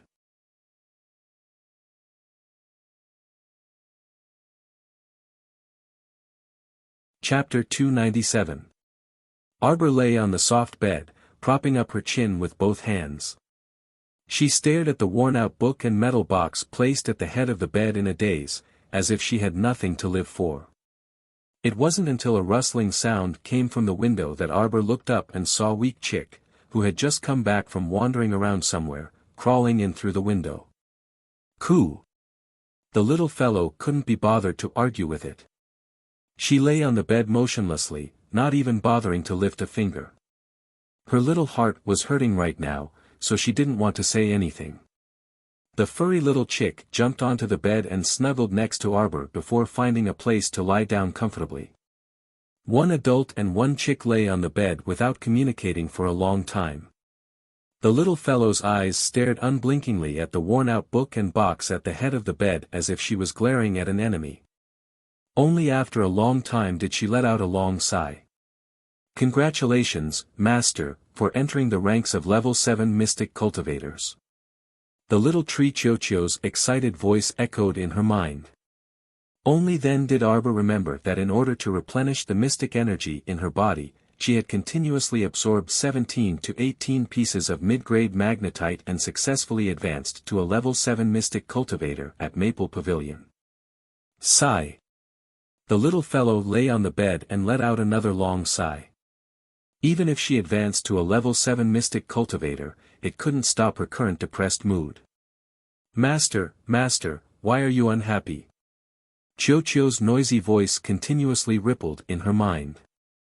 If this lousy tree was in front of her right now, she would definitely slap it to death. "Master, you've advanced to a Level 7 Mystic Cultivator now. Although you're only at the entry stage, you're still a Level 7 Mystic Cultivator."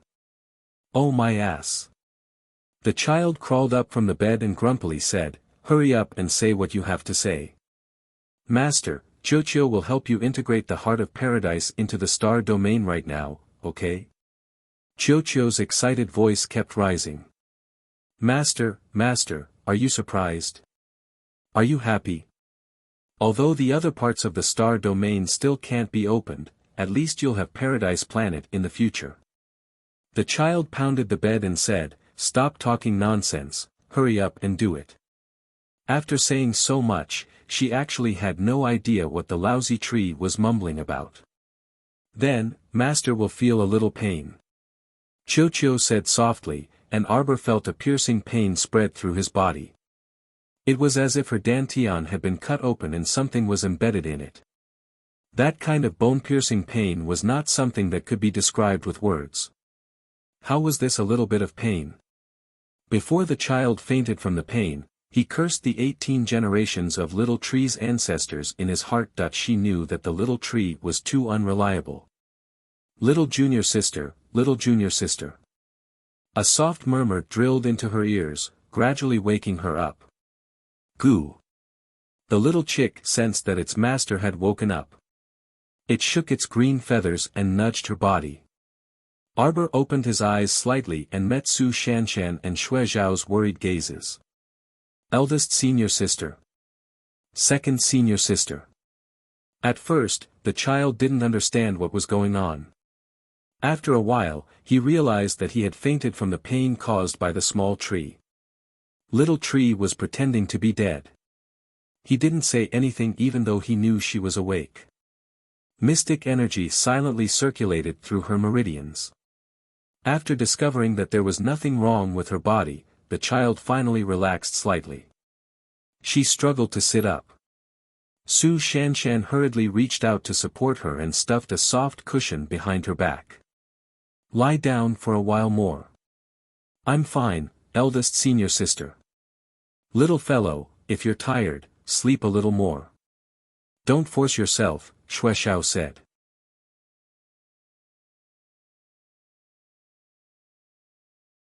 Chapter 298. I'm really fine. Arbor glanced at Shui Xiao helplessly. She couldn't tell her senior sisters that she had been tricked by the little tree. Xiao Mu sat up straight and took out 2 blue storage talismans from her pocket. She handed them to Su Shanshan and Shui Xiao. "For you. Gifts." She had put some mid-grade magnetite and 3 peaches in each storage talisman. She had wanted to give them to her 2 senior sisters but hadn't found a chance to talk to them alone. Now was the perfect time. Su Shanshan was taken aback for a moment, and a faint smile flashed across her cold eyes. Xue Xiao was even more direct. She pounced on Xiao Mu and gave her a big bear hug, smacking a kiss on her little face. "Io, our little junior sister is really awesome." Arbor's little face was red. After sending her 2 senior sisters off, she wanted to lie down for a while more, but then she heard the little tree's weak voice in her mind. "Ah. Little master." Arbor chuckled coldly. "I thought you were going to play dead until tomorrow." Little tree Chiochio laughed dryly. Suddenly, it raised its voice and asked excitedly, "Master, do you want to come in now?" "Come in, you'll definitely like the master here." "Wait." Arbor hurriedly opened her inner vision and scanned her body. Then, to her surprise and understanding, she saw that her dantian, which was originally like a starry night, was completely dark. Only the little tree supporting her dantian was emitting a weak green fluorescence. Now, in the front left of the starry sky, a small star was lit up, flickering with a faint light. Could it be? This was the paradise that had been integrated into the star domain. Student Arbor's eyes suddenly lit up. Xiao Mu's breathing tightened. She retracted her inner vision and couldn't help but clench her fists tightly. She tried to maintain her composure and said in a calm voice, "Chiochio, what you meant before was. You integrated the paradise into my dantian, right?" "Yes. Why didn't you freaking tell me that earlier? You didn't even get to the point after talking for so long." Xiao Mu unconsciously rolled her eyes. Then, she calmed herself down and asked softly, "Chiochio, what you're saying is that I am me, and my dantian is equivalent to a star domain, right?" "Yes." Chiochio gave another word. "You said that there's a main star in my domain. Even if I fully open my inner world, all the assets I have will still be less than a drop in the ocean on the main planet." "Master, you have a good memory." Chiochio hurriedly flattered him, feeling that his master's calm voice contained a hint of excitement. "Then when can I open up my main star?" Arbor quickly went straight to the point. She finally understood what it meant when Chiochio kept mentioning star domain all day long. This meant that whether it was the land of heritage or the grotto heaven immortal abode, Xiao Mu could refine them into her own star domain, just like this heart of paradise. It was refined from the paradise grounds, and it had already become a part of the region of stars now. Chiochio had already named it Paradise Star. "Then, Master, do you want to come in and take a look?" Chiochio's cheerful voice rang out in the depths of her mind. Arbor pursed his lips. "Okay." In the next instant, the scenery in front of her suddenly changed, and the stars shifted. As far as the eye could see, large swaths of peach blossoms flew in succession and fell down like snowflakes, staining the hem of her dress. In the evening, there seemed to be a faint ray of sunlight spilling into the depths of the peach forest. In the distance, the magnetite mine rose and fell continuously. Nearby, a stream flowed gurgling, winding its way to a jade-green lake. "Master," the little white squirrel jumped excitedly and pounced toward her.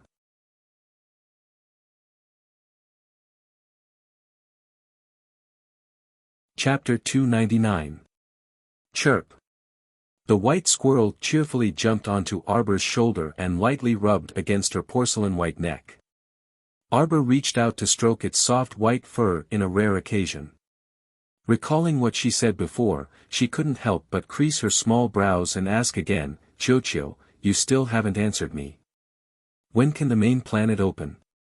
Master, I'm here." Chiochio's cheerful voice rang next to her legs. Arbor looked down in search of the sound and saw an adorable little tree ant waving its branches at her. The little tree ant only reached her waist in height.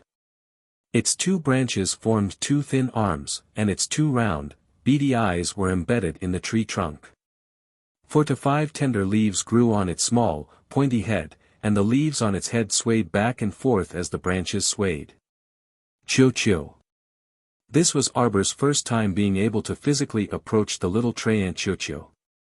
Previously, she had always used her inner vision to look at Chio in her dantian and at most used her apparition to approach it. MHM. Master, I am Chio. My main body can't move in the star domain, but I can break off a branch and use it as a doppelganger to help Master manage Paradise Planet. The little Traiant hopped up and down while pulling on her belt, easily jumping onto her arm and then onto her left shoulder. It kicked the little white squirrel's butt and domineeringly occupied our dear Xiao Mu's left shoulder. Master, Chio missed you so much. Master, long time no see. You're becoming more and more beautiful. There was no mistake in flattery, so Chio started by flattering her. The little stoic was unmoved and expressionlessly glanced at it from the corner of her eyes. I asked you a question, but you still haven't answered. Chio's beady eyes immediately drooped, and it drooped its head in indescribable guilt. You're a Traiant, aren't your expressions a bit too rich? Speak, I can take it. Arbor was already accustomed to the little tree's unreliability, so she wasn't surprised by this. Chio immediately raised its tree head and said a long string of words at an extremely fast speed.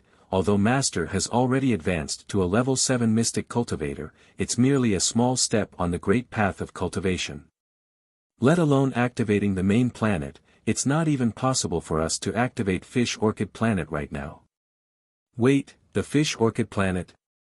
The little fellow was beginning to grasp the main point of the deceptive ball's words. Master, what did you say? You said Fish Orchid Planet. Fish Orchid Planet? Did I mention Fish Orchid Planet? What is the Fish Orchid Star? The small tree's beady eyes were filled with confusion. See, what's there to say to a brainless tree? The first 3 sentences were said, but the last 3 were immediately forgotten. Xiao Mu couldn't be bothered to retort, so she helplessly grabbed it and brought it to her face. Her fingertip poked the leaf on its head. Other than the main star, how many planets have I activated in this star domain? I mean before. Other than the main planet, there are other planets. The little tree Chio looked at its little master in bewilderment. Arbor took a deep breath and suppressed the lava that was about to erupt. With a stoic face, he deliberately forced a stiff smile at the little tree. Chio. Master's expression was a bit frightening. How old are you? Why is your memory so bad? Chio immediately said aggrievedly, I don't remember how old I am either. The little Traiant was flung out in a perfect arc in the air. However, it quickly ran back with tears in its eyes and hugged Arbor's little feet as it shouted, I remember, Master. Other than the main planet, we also activated this Paradise Planet. Arbor, haha.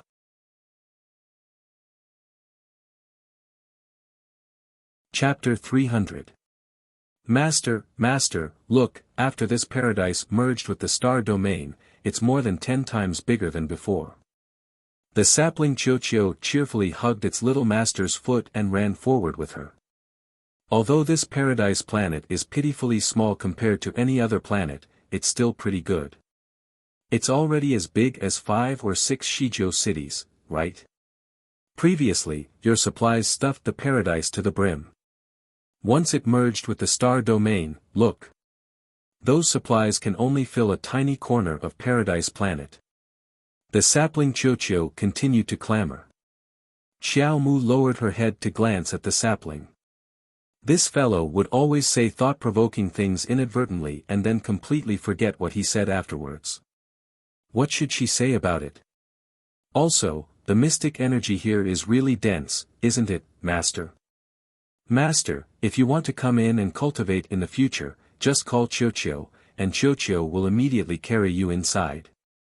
The little stoic expressionlessly looked down at the sapling. This is my dantian, my own star domain. I can't freely enter and leave by myself. You even have to carry me inside. I can't enter by myself. Chiu looked down at its branches and shook its head, regret written all over its tree face. That won't do, master. Your cultivation is too weak, so you can't enter and exit by yourself. You still need Chiu to help you. Piu. This time, Chiu was kicked too far into the sky by its little master, and it rolled for a long time before it could roll back. The little sapling hugged its little master's foot and immediately cried out to express its loyalty. Master, don't worry. In the future, whenever you want to enter or leave, I'll immediately fulfill your wish. How infuriating. She couldn't completely control her own Dantian's mystic domain and still had to rely on a tree that claimed a mountain as its king. Send me out immediately. Our dear Xiao Mu huffed and threw down this sentence. As soon as she stepped out of Paradise Planet, she heard several people calling, little junior sister, outside the court. Arbor's heart skipped a beat. It seemed her senior sisters had come to find her when she disappeared just now. Looking at the sky, it was already completely dark. She had been in Paradise Planet for quite a long time. The time in Paradise Planet corresponded to the time in the outside world. When she entered Paradise Planet just now, she had already noticed that it was evening in the outside world, and it was also evening in Paradise Planet. The child hurriedly jumped off the bed. Without even putting on his shoes, he opened the door and called out, "Senior sister." Su Shanshan immediately turned her head around. Under the night sky, she was dressed in green, and her long hair was slightly scattered. Her cold face gradually relaxed a little when she turned back to meet Xiao Mu's gaze. Su Shanshan hurried over to her. Little junior sister, where did you go just now? You're not familiar with the first peak yet, so don't run around. I know, senior sister. Su Shanshan's slightly cold hand held her soft and cute little hand. Although his hands were cold, his heart was burning. The food distributed by the Sky Snow Peak was quickly transported to the three peaks. The disciples of the three peaks all had a sumptuous dinner tonight. It was as lively as a festival. Murong Sun finally succeeded in her persuasion, and the sect master ordered the next day. After discussion, the three peaks decided that each peak would be formed by mystic cultivators above level 5 who were at least 12 years old. Every month, the three peaks would take turns to send a group of people out to accept missions to cover their daily expenses. Although Murong Sun was burdened by mundane affairs, going out to experience the world was also one of her cultivation methods. It not only trained her vision and strength, but also her mental state. That night, our dear Xiao Mu closed the door and fiddled with that lousy book. She drew a basin of water and soaked it in.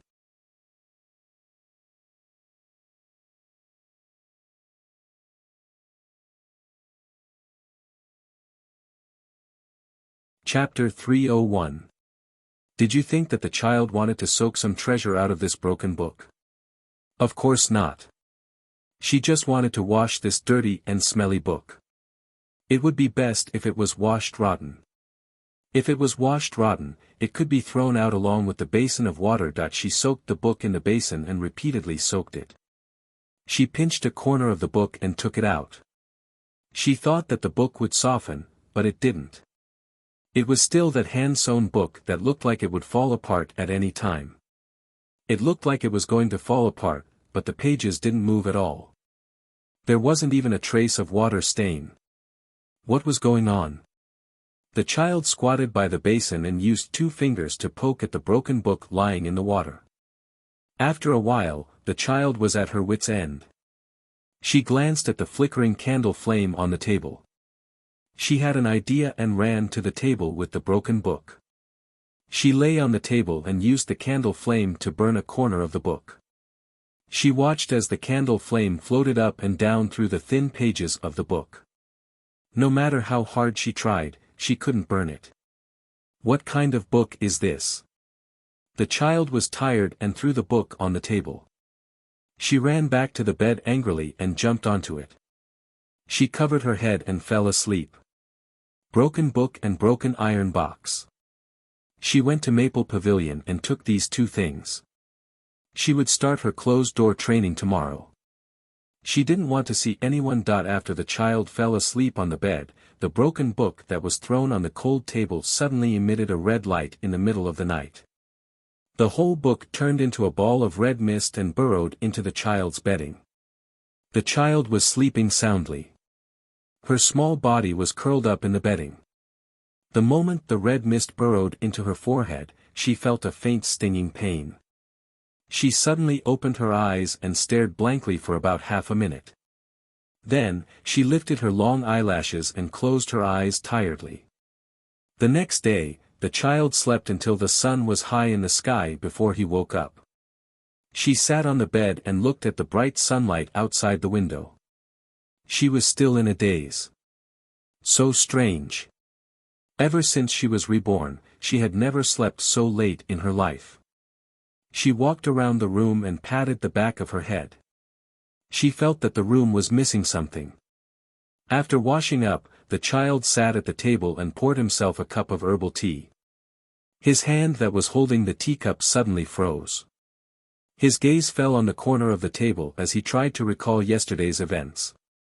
She clearly remembered that she had thrown that lousy book on the table. Where did the book go? She tilted her head and looked under the table, but she didn't see anything. He frowned and scanned his surroundings, but he didn't find anything out of the ordinary. There wasn't any strange scent left in the room, so it shouldn't be that someone deliberately came in to take her lousy book. Master, master. Chio's slightly excited voice rang in her ears. Why did you come out? She glanced and saw a little tray ant tugging at the corner of her dress. Master, are you surprised? Are you happy? Chio can come out for a short while now. The little tray ant shook Xiao Mu's skirt and chuckled. Master, it's fine as long as you have me by your side. You. Where's the coolest place? The nimble little golem suddenly jumped to the ground and lifted its foot to kick the small tree. Chio was caught off guard and was really kicked out by the golem. How preposterous. Chio rolled quickly and rolled back even faster. It pounced over and hung upside down on Arbor's clothes. Master, master, master, who is this weird-looking fellow? Chapter 302. Big Treasure had been by her side for so long, so Arbor didn't believe that Chio didn't recognize it. Xiao Mu grabbed one with each hand and pulled both of them down. She threw them on the table and left the room after saying, "You two get along well." Wait, master. The little tray ant waved its two thin branches and jumped up from the table. Why, you should take a look at your conscience first. Xiao Mu turned around in confusion. She was about to find senior sister Su to take her on a tour of the first peak. What was there to see about her conscience? Every time she saw that lazy apparition, a certain JoJo would get angry. The apparition was so diligent in her previous life, but it became lazy in this life. This wasn't good. Master, master, there was something in your conscience in the latter half of last night. I saw that it didn't cause any damage to your conscience at all. It even seemed to be very beneficial to you, so I didn't chase it out. What? Xiao Mu lowered her head and looked at herself in confusion. There was actually an extra ball in her conscience. And it went in the middle of the night. Why didn't she notice it at all? Wait. Arbor's little face instantly darkened. When the Golden Talisman Jade Tome forcefully entered her conscience, didn't it open a small paragraph of explanation? Something about being able to stabilize the consciousness, automatically activate the power to protect the soul, and so on. If she didn't understand, then to put it simply, it should be able to protect her conscience. That was how the child understood it. But now, an unknown object had entered her conscience in the middle of the night. Why didn't the Golden Talisman Jade Tome warn her? Why didn't the Golden Talisman Jade Tome take precautions? Why didn't the Golden Talisman Jade Tome chase it away? This meant that it was just bragging before. Other than teaching her how to draw talismans, what else could it do? If you want to draw talismans, then draw talismans. Why are you blindly bragging about something so profound? Are you bullying me for being uncultured? The child chuckled and returned to the room in a bad mood.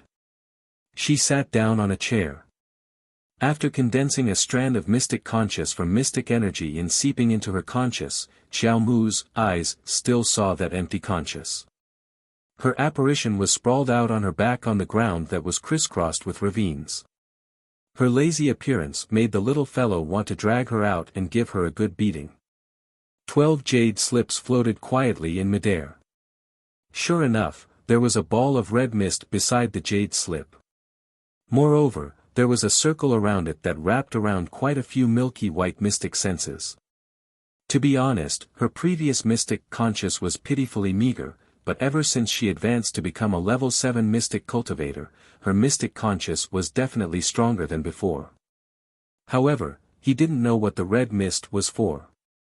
The red mist seemed to sense that she was looking at it. It suddenly floated up and swallowed the outer layer of mystic sense into the mist ball. Arbor was shocked and hurriedly cried out, little ball, is it eating my mystic sense? Hurry up and chase it out. What is this thing? Master, don't be nervous.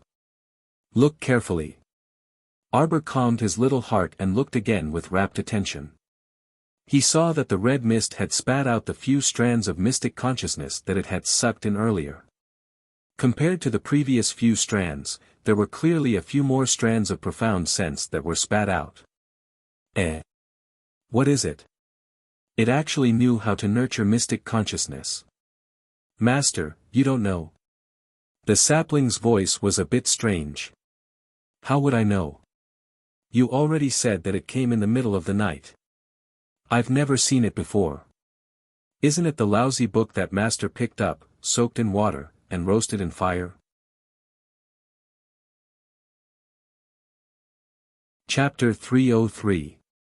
Our dear Xiao Mu was dumbstruck for a moment before regaining her senses. Lousy book. That lousy book had run into her conscious. No wonder she hadn't seen that lousy book even after walking 2 rounds around the room. Master, this should be an inherited secret technique. Like your golden talisman jade tome, it can already change its form at will, so it must have existed in this world for a long time. As for why it was placed in your sex treasury, I don't know. Chiu paused for a moment before continuing, but based on my conjecture, this secret technique's original form was probably forged from the netherworld jade, which is why it can nourish your mystic conscious. Our dear Xiao Mu's expression became increasingly sluggish. After a while, she finally found her weak voice. You mean, this lousy book originally didn't look like that? Of course. Chiu nodded. The netherworld jade is dark red and lusterless, warm to the touch, and shaped like scarlet jade. It's rare that the jade's aura can nourish mystic conscious, but the process is relatively slow. This secret technique was most likely carved out of a piece of netherworld jade. In reality, it should have been enveloped by that red mist, which is why it looks like this now. Then why did it turn into that tattered and stinking ghost from before? Our dear Xiao Mu was stupefied. I don't know. Maybe it's a hobby. Look at the golden talisman jade tome, doesn't it also like to turn into 12 jade slips? Master, the golden talisman jade tome you originally saw was a book entirely made of pure gold. That's made from the pinnacle material of refined gold jade, so it's definitely different from those mediocre and high-grade mystic technique manuals that can be found everywhere. Our dear Xiao Mu was actually speechless. Hobby, who could erase someone else's hobby, right? This lousy book wasn't like that, but this inherited secret technique loved to turn into a lousy book. What could she do? She couldn't stop it. This fellow's original form was some netherworld jade, no wonder it was impervious to fire and water. Was it really good for a book to be so strange? She blinked. How do I make it turn back into a normal book? It was very difficult for her to read its contents with its red mist enveloping mode. Simple, Master. Actually, you just need to get it to remove the outer layer of red mist. The inherited secret technique is now in your conscious, so you can make it normal as you wish. I.O. The little Treant was hit by a fist-sized jade that flew out of the red mist and hit its head. It was immediately driven out of its conscious. Arbor. What an unreliable fellow. At the most crucial moment, he would drop the ball for her. She had to rely on herself for everything. However, in the next second, darling Qiao's consciousness that had entered her conscious was also brought out. She sat at the table with a strange expression on her face. She looked down and saw that there was a piece of dark red jade in her hand. Oh my, this arrogant secret skill. Little Tree muttered and hurriedly said, Master, why don't you try injecting some mystic energy into it? Arbor nodded and glanced at the small tree. Take Da Qing and Debao back to the paradise. The two of them were too noisy, and they were interfering with her ability to read the secret technique. Little Tree had a constipated look on his face. Under the calm gaze of Arbor, he dragged Little Chick and the golem back, feeling aggrieved. Arbor placed the jade on the table and touched it with his tentacles. A thick wave of mystic energy flowed into the jade. In an instant, a line of words appeared on the jade, Spirit Division Record, the fated one will obtain it. This cultivation technique is divided into two parts, the soul chapter and the technique chapter. Before practicing this cultivation technique, you must first form a branch, otherwise you cannot practice it. Chapter 304. Branch Meridians. Xiao Mu reflexively looked inside herself and saw a fork in her mystic meridians before pensively retracting her gaze. Could it be that this hair-thin branch that was different from the mystic meridians was the branch meridians mentioned in the book? The reason the book chased after her relentlessly was because it sensed the branch meridians in her body. What she thought was most likely close to the truth. This inherited secret technique already knew how to hide itself, so it might not be unable to sense her branch meridians. Arbor reached out and brushed the crimson jade on the table. As her mind moved, a faint red light flitted across the jade and leapt into her eyes. Lines of small vertical characters suspended in midair and rapidly trembled as they appeared. How to forge and strengthen the branch meridians in the body, how to control the apparition of profound consciousness. Arbor's gaze flitted past the small characters at an extremely fast speed. The more she read, the more surprised her expression became. This inherited secret skill called the Spirit Division Record was really a little unexpected. After reading it, Arbor suddenly realized that the apparition of profound consciousness also needed the support of the main body to control and train it. Her apparition of profound consciousness was lazy every day, that it was also because she didn't control it and allowed it to laze around all day. Don't blame her for not knowing the reason. Although she cultivated an apparition of profound consciousness in her previous life, it took her almost 10 years of effort. Moreover, it was under the condition of her body being crippled but her mind not being crippled. It could even be said that compared to people of the same generation, she could be considered quite outstanding. Because some people may not be able to cultivate an apparition of profound consciousness even when they die. At that time, her environment was completely different from now. Under that harsh and vile environment, her heart was always filled with layers of murderous intent. She wanted to escape the treatment of a small animal, she wanted to escape the shackles of fate. She had always been constantly striving for it, living with hope amidst despair. Therefore, the state of her apparition of profound consciousness at that time was completely different from the comfortable state she was in now. Her apparition of profound consciousness, under the urging of her instincts, was desperately striving to become strong in her conscious. And now, she was comfortable. Even if she was filled with anxiety about the future, in reality, her days were still much more comfortable than in her previous life. The abundance of resources allowed her to be filled with absolute confidence and composure in the face of a world filled with zombies. The appearance of her sect allowed her to obtain a living environment that was completely different from her previous life. Arbor took a deep breath and closed his eyes, going through all the floating words in his mind. The first basic level of the Spirit Division Record's Soul chapter was to train the first branch meridian and condense all the profound energy in the branch meridian into profound sense, using it to skillfully control one's own manifestation of profound sense. As for the skills section, the content was also very extensive. There were descriptions of all kinds of weapons in the book.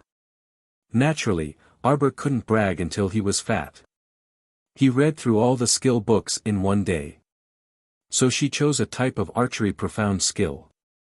Because zombies were too ugly, she didn't want to be entangled with them in close combat, so it was better to shoot them from afar. He still remembered that day when the Crown Prince had attached his mystic energy to an ordinary bow and arrow and killed a level 3 mutated zombie in one shot. This kind of usage of mystic energy and control of the bow and arrow had probably reached the point of perfection. After all, the slightest difference could lead to a huge loss. An ordinary bow and arrow couldn't be compared to a profound weapon which could allow one to attach mystic energy to it. Once there was a slight error, the ordinary bow and arrow would be the first to be unable to withstand the Crown Prince's surrounding mystic energy and would be destroyed. Chapter 305. Although she didn't want to admit it, that guy was truly super strong. Arbor pursed her lips and brushed the Spirit Division record on the table, storing it into her conscious. Why the hell did she think of the Crown Prince for no reason? It must be because she was too idle recently and had to seize the time to enter closed-door cultivation. She naturally couldn't completely grasp the Spirit Division record with such little effort. Thankfully, this inherited secret technique was stored in her conscious, so she could read it at any time. Arbor lowered her eyes and entered inner sight. She tried her best to condense the mystic energy in her branch meridian into mystic conscious, but this process was extremely slow and painful. Compared to the first branch meridian that was as thin as a strand of hair, the mystic energy in her main meridian was extremely abundant. If she wasn't careful, she would misuse it and condense the mystic energy in her main meridian into mystic conscious. The little fellow practiced until nearly 10 o'clock in the evening, but she still hadn't successfully condensed the mystic energy in her branch meridian. She knew that she couldn't be too hasty. The more hasty she was, the worse it would be, so she opened her eyes. She saw Murong Sun sitting across the table with her chin propped up on her hand. Murong Sun was looking at her with a smile under the flickering candlelight. "Little fellow, Master doesn't know whether to be gratified or heartbroken that you're so hard-working." Murong Sun sighed softly and stood up to support her hand. "Let's go, my disciple. Master will take you to First Peak for a stroll. At your age, ordinary children are all playful. Master doesn't know what to say about you being so serious and hard-working." Murong Sun nonchalantly picked up the child and swayed out the door with her in her arms. The entire snowy peak was shrouded in darkness, and the stars in the sky reflected the whiteness of the snow. Arbor felt that the scenery on First Peak was extremely beautiful. The pavilions and terraces were hidden under the thick white snow, occasionally revealing a bit of sharp eaves. The winding corridors were smooth and the winding paths were deep and serene. The second and third peaks opposite First Peak were lofty and majestic, with sharp cliffs and handsome peaks. Under the night sky, the entire sect was like an unfurled painting, peaceful, tranquil, and filled with poetry. The child's gaze landed in the distance, and she was nearly mesmerized. She had never known that there was such a peaceful place in this chaotic world. Murong Sun carried the child to the summit platform. The scenery here was even more delightful, and she felt like she had melded into the embrace of the snowy peak. Stars swayed in front of her eyes, and below her was a bottomless cliff with a deep ravine. Arbor clenched his small fists and said, "Master, can I go to the mystical treasured land to practice from tomorrow onwards?" Murong Sun couldn't help but be dumbfounded. It was a moment before she said, "Child, if a bowstring is stretched too tight, it will snap. People are similar. You're still young, so you don't have to push yourself so hard. You have to work hard. The little stoic was expressionless as she said solemnly, if you don't work hard, how will you protect Master in the future? Murong Sun was dumbstruck for a moment before bursting into laughter. Master's heart is about to melt because of you, little stoic. Good, good, good. My disciple is so hard-working. Of course, Master will fully support her. Murong Sun lowered her head to glance at the child with a grin and pointed at the bottomless abyss below the summit platform. Little fellow, go down from here. It's the mystical treasured land I told you about before. Murong Sun pinched the child's face. This is our holy water sect's secret land. Jump down. Are you scared? Arbor shook his head. What could you expect a little stoic who could calmly face death to be scared of? Murong Sun leaped up with the child in her arms. Then Master will bring you down right now.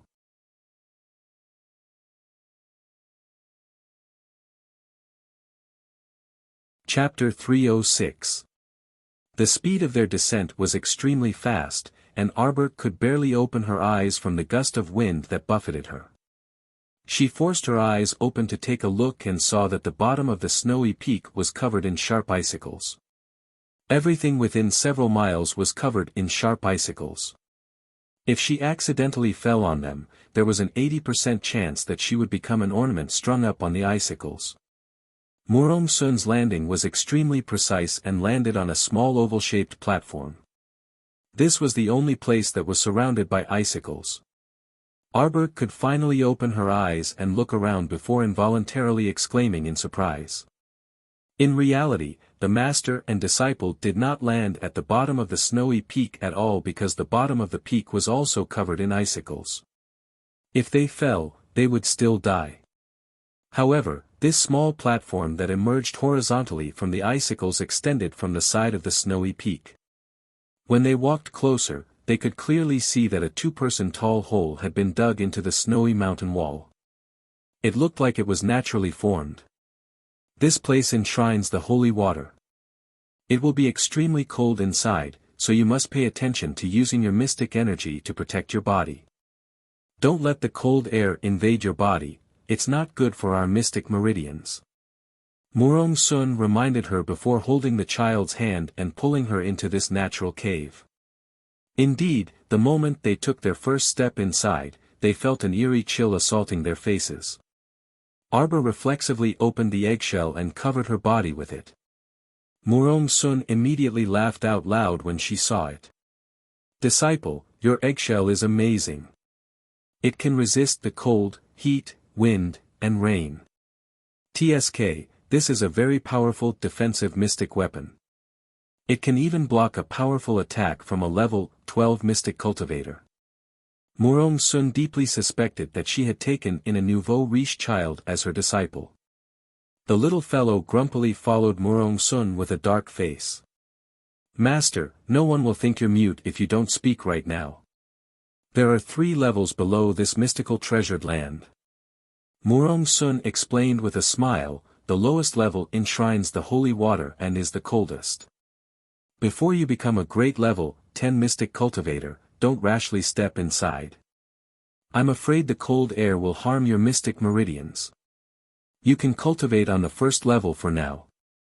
However, the cold air here is very dense, so you can't cultivate for more than 10 days at a time. Remember what Master said.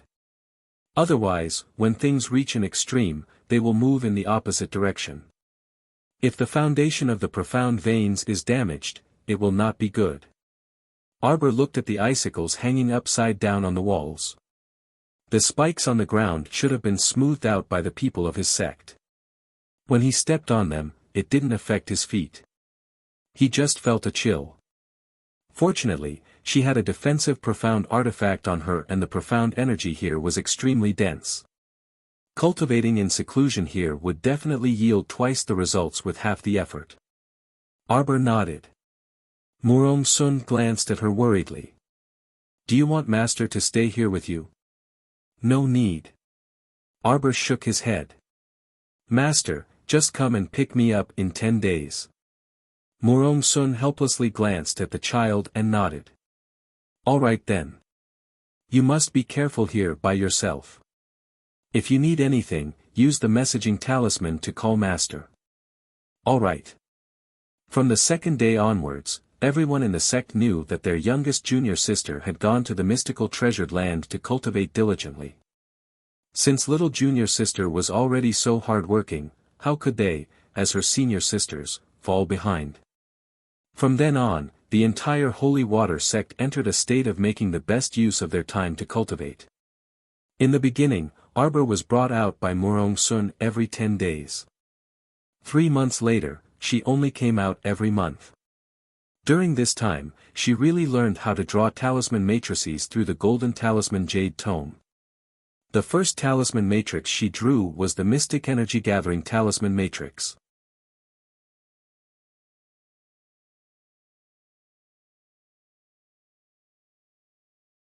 Chapter 307. The Mystic Energy Gathering Talisman Matrix required 60 Mystic Energy Gathering Talismans. Right now, she only had 120 blank talismans left. As a result, she used up half of the blank talismans to draw 60 Mystic Energy Gathering Talismans. This was the simplest beginner-level talisman matrix, but it took her about 2 days in Arbor to set it up. She placed the Mystic Energy Gathering Talisman Matrix on the first floor of the Mystic Treasured Land. This way, every senior sister who came to the Mystic Treasured Land to cultivate could experience a flying surge of mystic energy. The beginner-level Mystic Energy Gathering Talisman Matrix gathered all of the rich mystic energy in this place into the matrix. In the future, everyone's cultivation speed would be 1 to 2 times faster if they cultivated inside the matrix compared to the outside world. Our dear Xiao Mu wholeheartedly immersed herself in arduous cultivation. Aside from closed-door cultivation, she consulted her master about martial arts. Every time Xiao Mu came out of the mystic treasured land, she would be carried back by Murong Sun, and the master and disciples would joyfully enjoy a sumptuous feast. Afterwards, Murong Sun would keep Xiao Mu by her side for a few days to test her and guide her attentively. Xiao Mu's cultivation increased by leaps and bounds with each passing day, stimulating all of the senior sisters in the sect to work harder.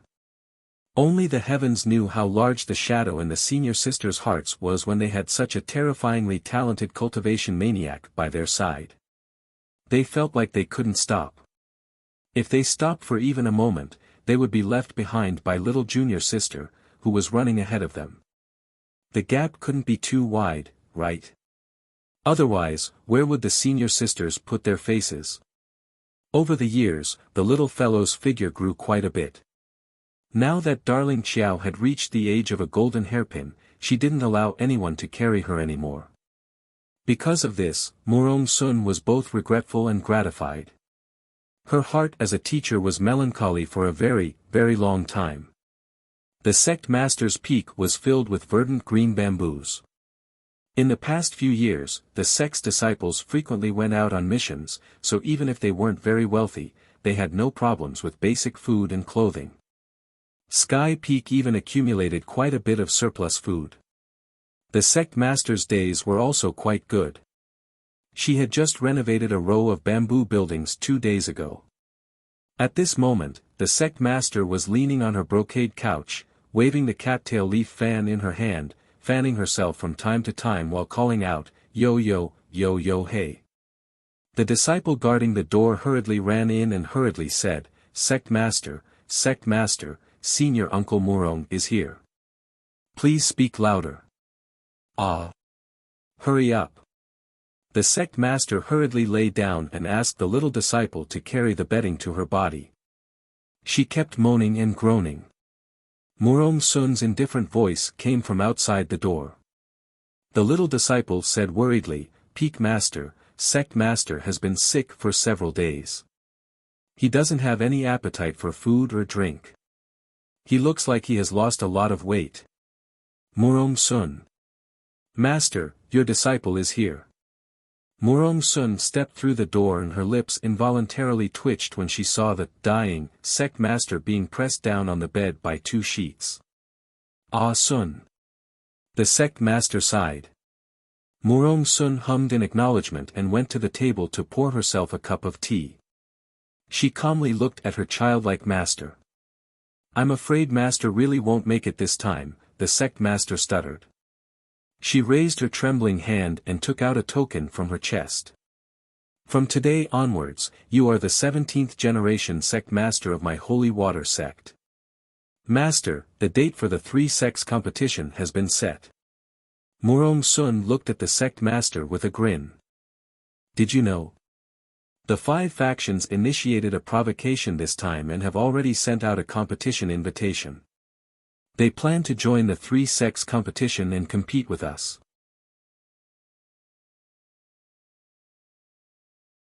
Chapter 308. When the sect master heard this, she hastily lifted the bedding and jumped up. What? The 5 factions sent out a competition invitation. Where's the invitation? Where is it? The sect master asked in displeasure. I didn't receive it, so I won't compete with them. Murong Sun. The other 2 factions have already received the 5 factions competition invitation.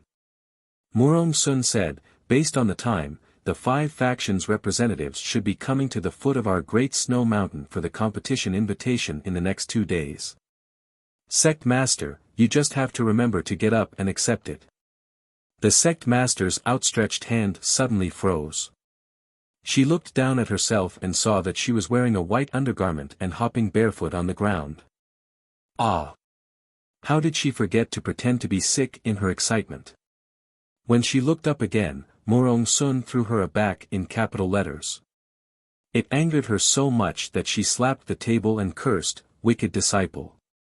On First Peak summit platform, a figure in light-colored clothes stood upright like a jade sculpture and looked up at the distant horizon. A wisp of drifting cloud illuminated the snowy peak in a fragrant white. Shriek. A cyan dot in the distance gradually stretched into a long cyan shadow and swiftly flew over. As it got closer, the beautiful cyan wings folded away, and a fluffy little chick flapped its wings and jumped onto the little girl's shoulder.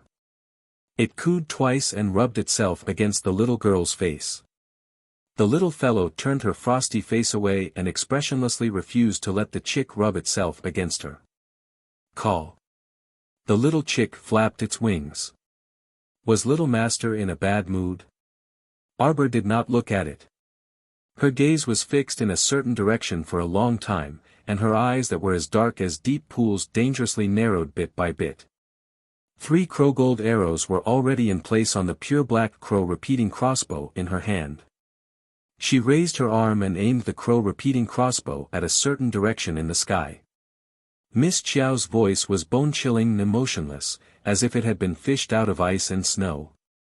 Who dares to trespass on Holy Water Sect's first peak without notifying us? Get down here immediately, Miss Chiao icily said. Otherwise, I'll shoot you to death immediately. Bear the consequences. In the distant horizon, a green-headed eagle was advancing at full speed toward First Peak. The 3 people led by Quan Daodong were standing on the eagle's back in high spirits, preparing to enjoy the admiration of the Holy Water Sect's female disciples. Suddenly, a cold voice interrupted the trio's unrealistic fantasy. Quan Daodong immediately flew into a rage out of humiliation. He stood on the green-headed eagle's back and shouted loudly, "Myriad Faction's eldest disciple, Quan Daodong, has come to the Holy Water Sect on behalf of the 5 factions under my master's orders to submit a competition invitation." This fellow thought that by saying this, the other party would definitely give face to the 5 sections.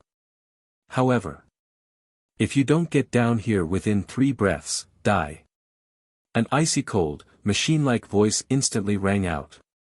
It was neither loud nor soft, neither light nor heavy, but it alarmed the entire Holy Water Sect's first peak. Eldest senior brother, we should go down quickly. Among the 2 young disciples standing behind Quan Daodong, one of the female disciples said in a trembling voice. Quan Daodong was also a little flustered. He wasn't sure if the girl with the icy voice would really disregard the reputation of the 5 gates and attack him. He didn't dare to take this risk. Compared to his life, his own life was still more important. Quan Daodong didn't care about acting mighty anymore and quickly pressed the green-headed eagle down. Less than a second after the green-headed eagle landed, Su Shanshan and the other female disciples, who had heard the news, swiftly rushed over. At the same time, the crow-gold arrow in Arbor's hand was released with a whoosh and flew toward the bloodless Quan Daodong.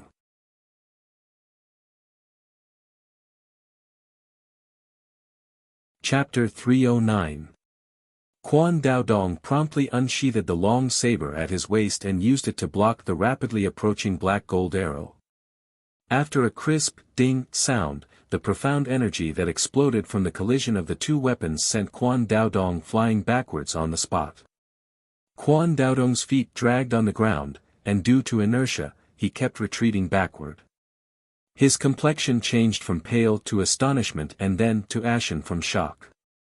On the summit platform, a little girl dressed in a plain robe as cold as an icy pond suddenly flew down. Her toes lightly tapped on the ground, and she slowly drifted forward a few steps. When she stood in front of Quan Daodong and the other 2, they were shocked to realize that the little girl in front of them was only 12 or 13 years old, but she was the reincarnation of a celestial being with an icy disposition. A pair of eyes that resembled ice and snow pearls emotionlessly stared at them. They could only see a desolate coldness in her eyes that mercilessly spread. Quan Daodong examined himself. He was already a level 8 mystic cultivator and could be considered one of the best of the younger generation in the sect. But now, he actually thought he couldn't even withstand a single attack from a nameless girl from the Holy Water sect. When did the younger generation of the Holy Water sect become so valiant? This information was truly too overwhelming. Quan Daodong couldn't conceal the shock in his eyes, and he forcefully swallowed the blood that was about to spurt out. He desperately suppressed the mystic energy turbulence in his body to avoid embarrassing himself in front of the Holy Water sect. Swish! The black gold arrow, which was slightly deflected by the collision, spun in a small circle before shooting towards Quan Daodong at an extremely fast speed. What? Quan Daodong's small eyes widened slightly. At this moment, although he was still able to stand firm, it was impossible for him to take another arrow in his current weak state. At the critical moment, he kicked the green-headed eagle beside him over and used it to block in front of him. Chi! A light sound was heard. A pitch-black arrow pierced through one of the green-headed eagle's wings, eliciting a mournful wail. You guys are too. Quan Daodong opened his mouth, but how could he hold back the blood he was suppressing with all his might? He spat it out. The young man and woman behind Quan Daodong hastily walked up. The woman's face was flushed red as she reprimanded angrily, "Is this how the Holy Water sect receives the disciples of the 5 factions? What you're doing is too overbearing. Anyone who doesn't pay respects to the mountain gate and doesn't go through the normal procedures and trespasses will be killed," Su Shanshan said coldly. "It's you who didn't follow the rules.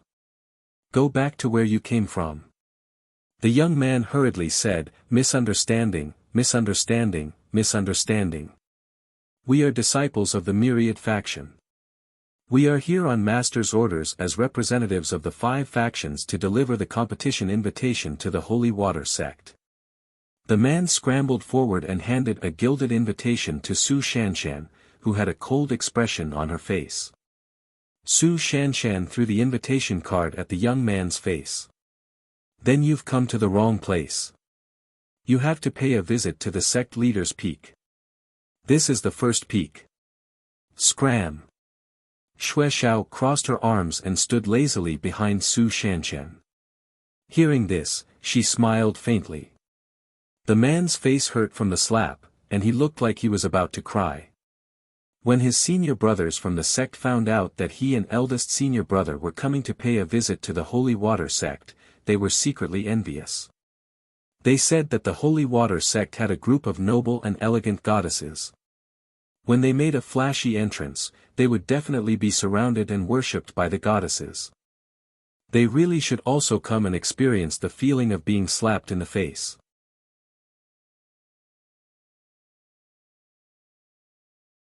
Chapter 310. Quan Daodong gritted his teeth and stooped down to pick up the invitation that had been flung to the ground while enduring the humiliation.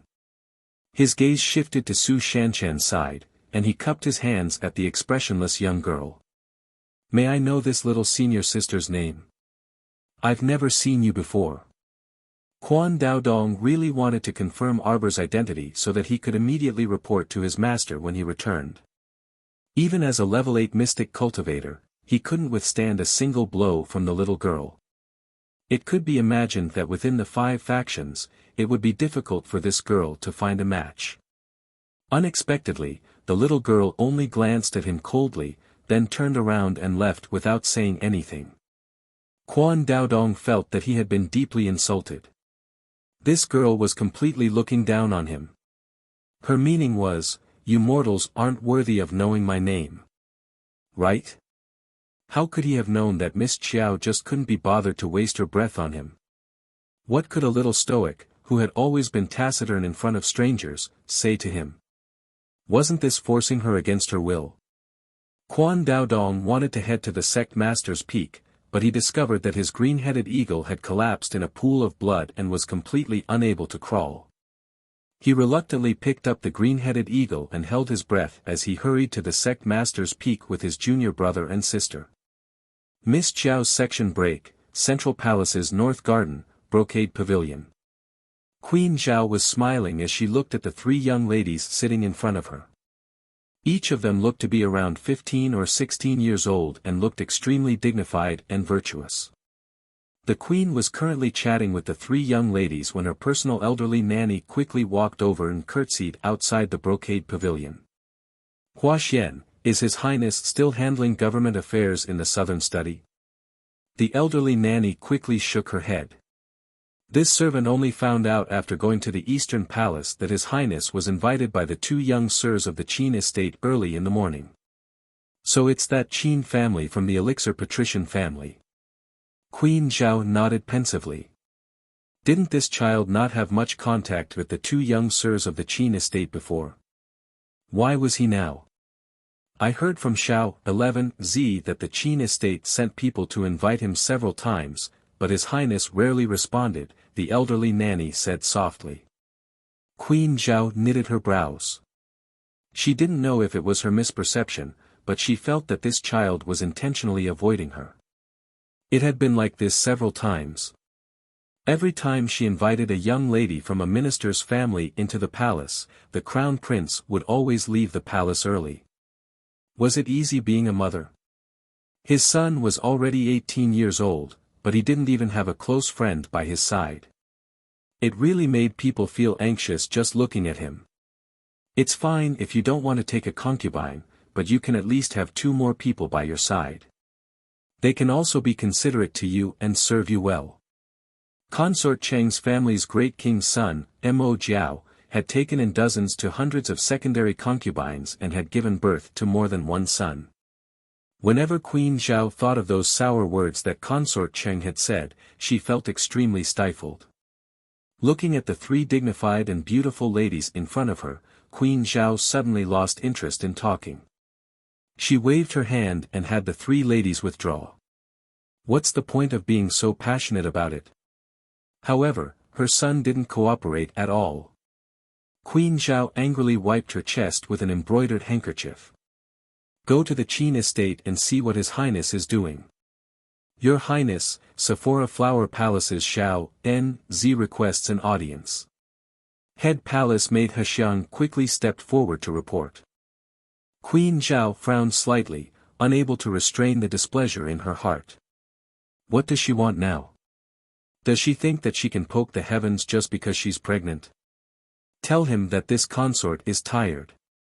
Your Highness, Xiao N.Z. has come to ask for medicine on Consort Zheng's orders.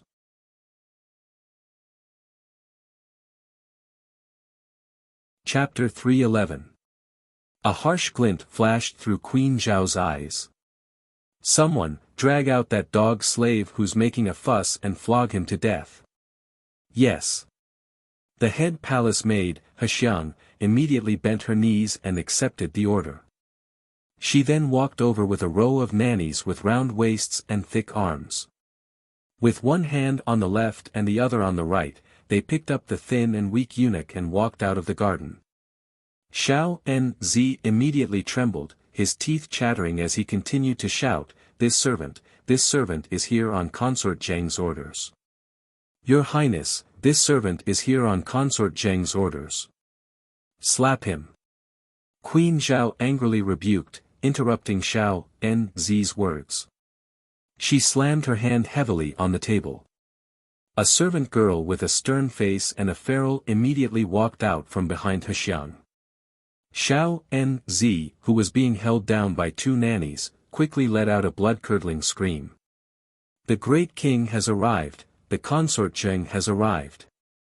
The great king, your highness, save me, your highness. Your highness, Xiao N-Z is only here on your highness's orders to ask for medicine. Who would have thought that the queen would beat Xiao N-Z without distinguishing between right and wrong? Xiao N-Z was held down by two nannies and continuously struggled to shout. At this time, his cheeks were already red and swollen from the ferule. Whenever he made a sound, blood would continuously flow from the corners of his mouth. Your Highness, what are you doing? The great king of Mo Kingdom, Mo Lei, walked over with the pot-bellied consort Zheng. The great king was dressed in a household brocade robe. He was about 50 years old and his eyes were a bit listless. His face carried a trace of age and exhaustion. On the other hand, consort Zheng, who was beside the great king, was in her 20s. She was as beautiful and delicate as a flower. At this time, consort Zheng's figure was seductively pressed against the great king's side. She held his arm and gently stroked her slightly bulging belly with one hand as she looked provocatively at Queen Zhao. Great king, tell big sis queen to stop. Consort Zheng rubbed herself against the great king's arm and exclaimed, Xiao N-Z is about to be beaten to death by big sister. Great king, a country has its laws, and a family has its rules. Consort Zheng allowed this servant to trespass into the palace, so this servant should be punished. As for consort Zheng, on account of the fact that she is pregnant with the great king's dragon child, this consort will spare her for the time being. Consort Zheng was so angry that her nose was about to become crooked. She glared at Queen Zhao fiercely. She then turned around and hooked her arms around the great king of Mo Kingdom like a little bird. The weak Qian cried, Great king, sister is too much of a bully. Hurry up and tell her. Mo Lei's expression was a little awkward. Queen, why do you have to be angry with Guifei? Guifei is still young and doesn't know any better. Just give in to her a little. Men. Queen Zhao's breath was stuck in her chest, and she almost fainted from anger. How many times had the great king complained that she was old? No woman could tolerate this kind of words. Whoosh, an arrow suddenly shot into Xiao N-Z's throat. Before the little eunuch could hide his triumphant expression, he was shocked to find thick blood flowing out of his neck. His whole body fell back and heavily fell to the ground. A group of imperial guards nervously surrounded them. The leader, He Tian, held a bow in one hand and waved the other as he shouted, Protect the great king. Be careful of the corpse puppet's pounce. The great king's hand that was holding consort Zheng couldn't help but tremble. Consort Zheng covered her small mouth in shock and couldn't help but cry out. The great king's heart trembled whenever he heard the words, corpse puppet. His Highness the Crown Prince has arrived. Following the announcement, a slender, jade-white figure walked over with large strides.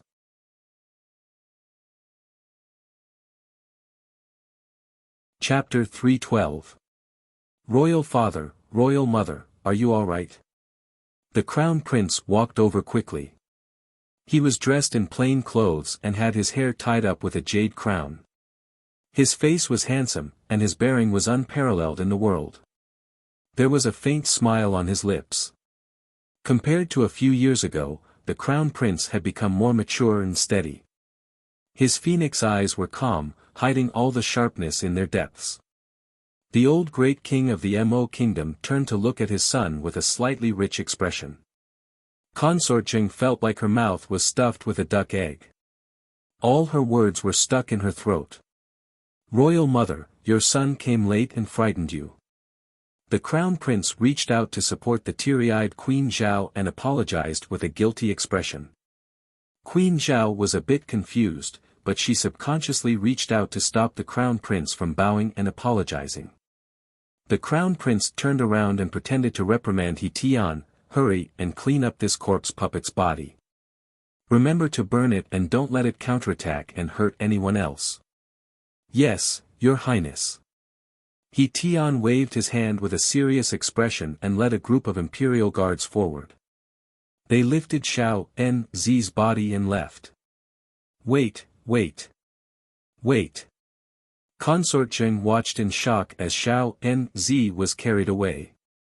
She turned around and tugged at the great king's sleeve with unusual resentment. Great king, look at the crown prince. How could Xiao Nzi be a corpse puppet? The crown prince was simply using this as a pretext to make a fuss.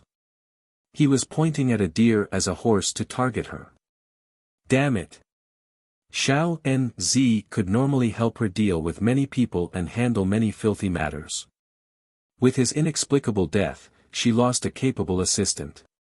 Noble Consort truly went for wool and came home shorn. She was so infuriated that her heart and lungs ached. The old great king patted his beloved concubine's arm and comforted, don't be scared, don't be scared. The crown prince already got rid of the corpse puppet. Consort was so angry that she fell backwards. He already said that Xiao Nzi wasn't a corpse puppet. Great king. Consort tugged at the great king's sleeve. Mo Lei stole a glance at the queen and coughed lightly. Queen, the Zhuben tribe offered a bottle of shark pearl powder as a tribute last time. I'll give it to you as a reward. That now. Before the great king could finish his words, he secretly glanced at the queen's face, which was getting worse and worse. Ever since noble Consort became pregnant, she hasn't been able to eat or sleep well, and her complexion is wan and sallow. This humble one thinks that bottle of shark pearl powder should be of some use to her. The old king braced himself and didn't finish speaking. She was interrupted by the crown prince with a chuckle. Shark pearl powder. Mother gave it to me long ago. Consort Zheng's eyes were filled with hope as she looked at the crown prince with a flushed face. Her little hand kept tugging at the great king's sleeve. However, the great king felt that his son's gaze was strange. He braced himself and said, then, Grand Crown Prince, this bottle. Last time, you climbed a tree and accidentally fell down and hurt his butt. Father, you know about this, right? I know. The great king coughed. Now that you, was inexplicably brought up, he felt that the crown prince wouldn't say anything good. The great king and the noble consort looked at each other in dismay. This bottle of shark pearl powder was later used to wipe Yu's butt. The face of the old nanny beside the queen trembled slightly, but she forced herself to hold back her laughter and kept a straight face. Consort Zheng's pretty face instantly turned green. The great king also looked at his son with a dumbfounded expression. For a moment, he was actually at a loss for words. Consort Zheng wanted to use the precious shark pearl powder to wipe her face, but Yu used it to wipe his butt. What could the great king say? Consort Zheng was so angry that she cried. She turned around and left quickly. However, His Highness the Crown Prince said to the great king with a serious expression, Father, did I say anything wrong? Oh, right, you also said that the shark pearl powder should be fake and useless. The great king was speechless. What should I do if I feel stifled?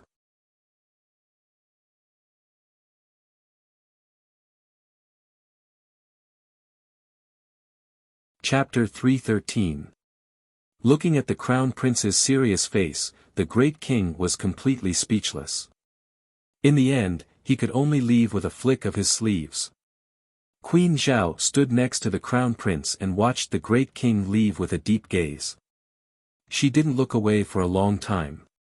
Mother. Mo Lien frowned. If Young-hee is too much of an eyesore, just find an excuse to get rid of her. Why bother waiting for someone else? Crown Prince, don't interfere in this matter. Queen Zhao hurriedly pulled her son's hand and said softly, a mere consort Zheng is naturally insignificant. Moreover, the entire Zheng family is only a small aristocratic family that has only been in the capital for less than 20 years. It's just that. It's said that the main family of the Zheng family is in Shantian Prefecture. The queen's voice slowly trailed off as she whispered a few words to her son. Heh, Shantian Prefecture again. A trace of impatience flitted through the crown prince's eyes. Shantian Prefecture's hands seemed to have stretched too far. Did they really think that no one in this world could deal with them? On the other side, after the great king came out of the palace, he hurriedly chased after his beloved concubine. Consort Zheng walked and stopped in front. She was very angry that the old great king didn't chase after her to coax her. She had actually been waiting for a while on the path in the imperial garden. Her hands twisted the handkerchief at her fingertips as she continuously twisted her fingers. At this moment, she saw the corner of the great king's clothes flash past. She hurriedly turned her head and deliberately stomped heavily on the stone tiles to walk forward. The old great king hurriedly chased after her, calling out, beloved concubine, as he pulled Consort Zheng into his arms. Great king, look at the crown prince. The words he said. He doesn't take me seriously at all. Consort Zheng cried as she threw herself into the great king's arms. She stomped her feet and said, last time, the crown prince directly called this consort Young-hee in front of this consort. This consort is no longer the dancer from back then. The crown prince is clearly looking down on me. The old great king hurriedly hugged Consort Zheng and comforted her. Beloved consort, we will properly talk to him tomorrow. What tomorrow? Noble Consort Zheng angrily flung away the old king's hand and angrily said without thinking, this concubine heard that the queen gave birth at 5 Lakes Villa back then. There were rumors that the crown prince was not the queen's son. Look at him, which part of him resembles the great king? Moreover, the crown prince's temperament is completely unlike the great king or the queen. Shut up. The great king suddenly pushed Consort Zheng away and glared at her angrily. Great king, I'm doing this for your sake. I don't want to see the great king being kept in the dark. Consort Zheng's tears flowed down her cheeks, making her look very beautiful. However, the king turned hostile at the drop of a hat, and a slap landed on noble Consort Zheng's fair and tender face. Noble Consort Zheng cried out in alarm as her entire body fell backwards. Her personal maidservants hurriedly rushed over and cushioned her with their bodies as cushions. Noble Consort Zheng didn't have much of an impact when she fell into the crowd, but it scared her so much that her face turned ghastly pale. She looked at the old king, who was unable to restrain his fury, in complete bewilderment. Ever since she followed the great king, she had never seen the great king get angry at her. At the same time that she felt stifled in her heart, noble Consort Zheng's entire body trembled in fright. The crown prince is the heir to the throne that we personally appointed. He is our biological son. No one can slander him. The old great king waved his hand furiously and stared at Consort Zheng as if he wanted to eat her alive.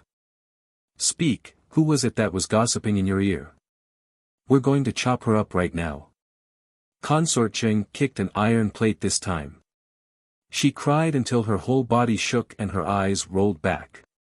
She cried out repeatedly, Great king, it was I who said the wrong thing, it was I who.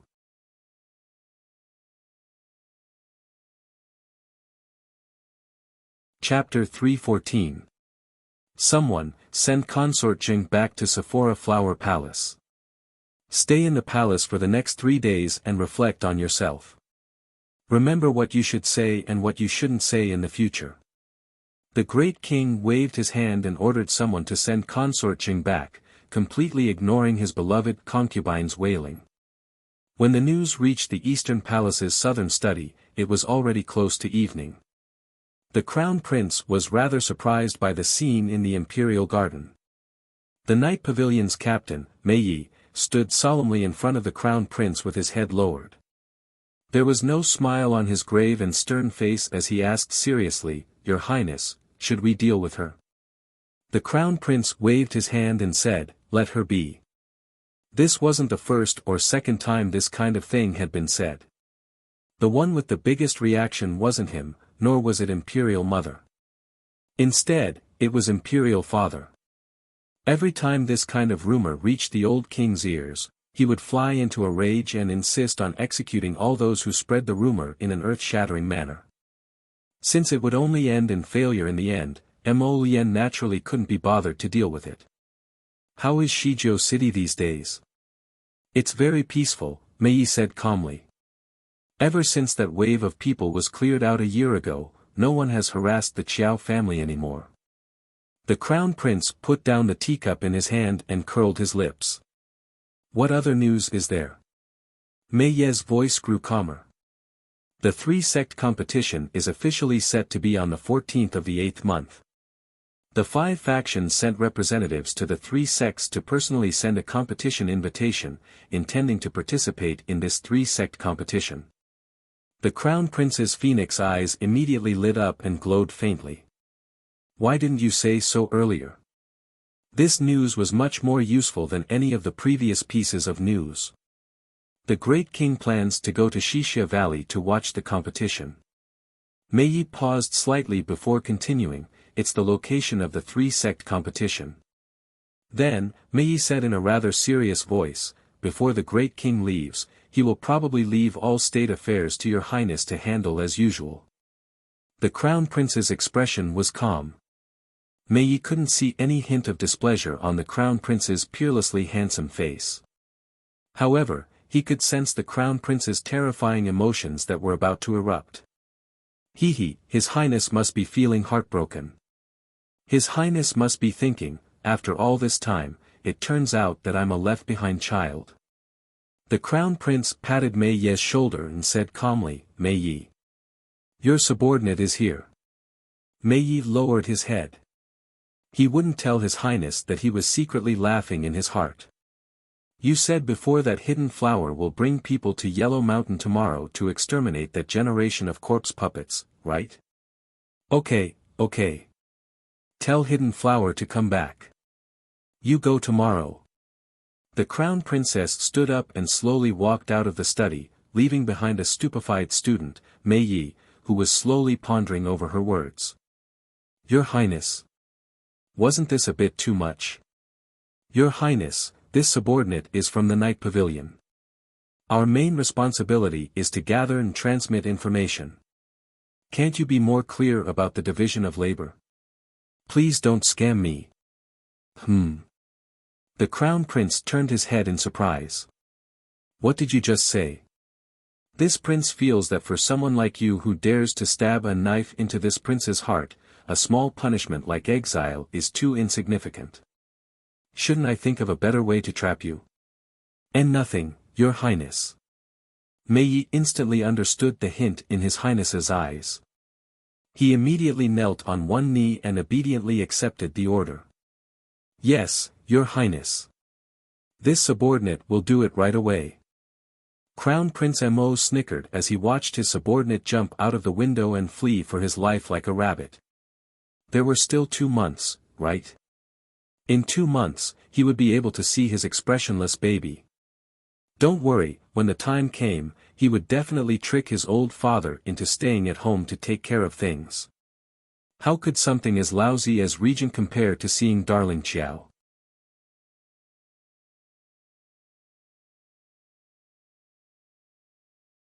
Chapter 315. The Great Snow Mountain outside Five Moon City was originally deserted except for the holy water sect's entrance. The Great Snow Mountain snowed all year round and was abnormally cold, so it was not suitable for people to live there.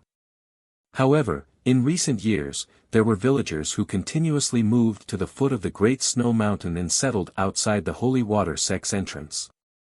It was for no other reason than their safety near the Great Snow Mountain. There were basically no zombies at the foot of the Great Snow Mountain. It was rare to see one, so as long as they immediately reported it to the Holy Water sect, the sect would immediately send disciples down the mountain to eliminate all the dangers nearby. The world was hard and life was not easy. The commoners only wished for a peaceful life. In recent years, some of the animals and plants in the nearby suburbs had started to mutate. Only the vegetation and animals around the Great Snow Mountain were the same as before. Thus, no matter how cold the Great Snow Mountain was, after the news spread, many Chiu Kingdom citizens and residents of nearby tribes were willing to move out of the city and settle down at the foot of the Great Snow Mountain. After several years, a sizable village had formed at the foot of the Great Snow Mountain. The villagers named it Xianghe Village, representing the peace and prosperity they hoped for. Today, when it was close to midnight, the men and women who had gone out early in the morning to hunt snow chickens and other animals, dig up vegetation and mushrooms, and pick wild fruits all returned. Although the Great Snow Mountain was covered in deep snow all year round, there was still a lot of edible food. Such an abundance of wilderness resources made the villagers living here feel extremely blessed. At this time, dusk had fallen, and the people who had returned from a day's work all led their children home. On the main mountain path, 3 exhausted figures, 1 in front and 2 behind, left a long trail of footprints in the snow. The children looked at them curiously and were immediately carried home by their parents. A little girl who was squatting outside the door playing with snow patted the snowball in her hand and stood up. She blinked and suddenly pointed at the 3 people and asked crisply, "Mother, didn't those 3 people fly up the mountain on a big bird in the morning? Why are they walking down now?" The little girl's mouth was covered by her mother, so the woman did not dare to cause trouble. She quickly carried the child inside and immediately closed the door. When the 3 people came, they had fiercely shown off their might at Xianghe village.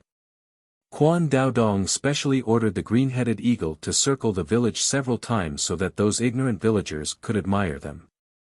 Thus, many villagers recognized them now. This old man. Exhausted, Quan Daodong walked up and wanted to say something. The old man, with a pale face, quickly slammed the wooden door in front of Quan Daodong's face. Every family shrank back into their homes and closed. No one dared to pay them any attention. Quan Daodong was so angry that his face turned pale. He wished he could explode on the spot and kill all these audacious villagers right here and now. However, he also knew that the nature of this was very serious. At that time, Myriad sect would inevitably become the target of public criticism. Not only would it be suppressed by the 3 sects, but it might even face the pursuit of all the righteous sects and people on Seacombe planet. Fong Moon Mountain Sect, Star Star Mountain Star Star Mountain Sun Sun Moon Star Star Star A Day Snow Fong Sun Sex Heaven Snow Mountain Sect Sex Snows. But now, looking at the hundreds of houses in the village with their doors tightly shut, Quan Daodong was really angry.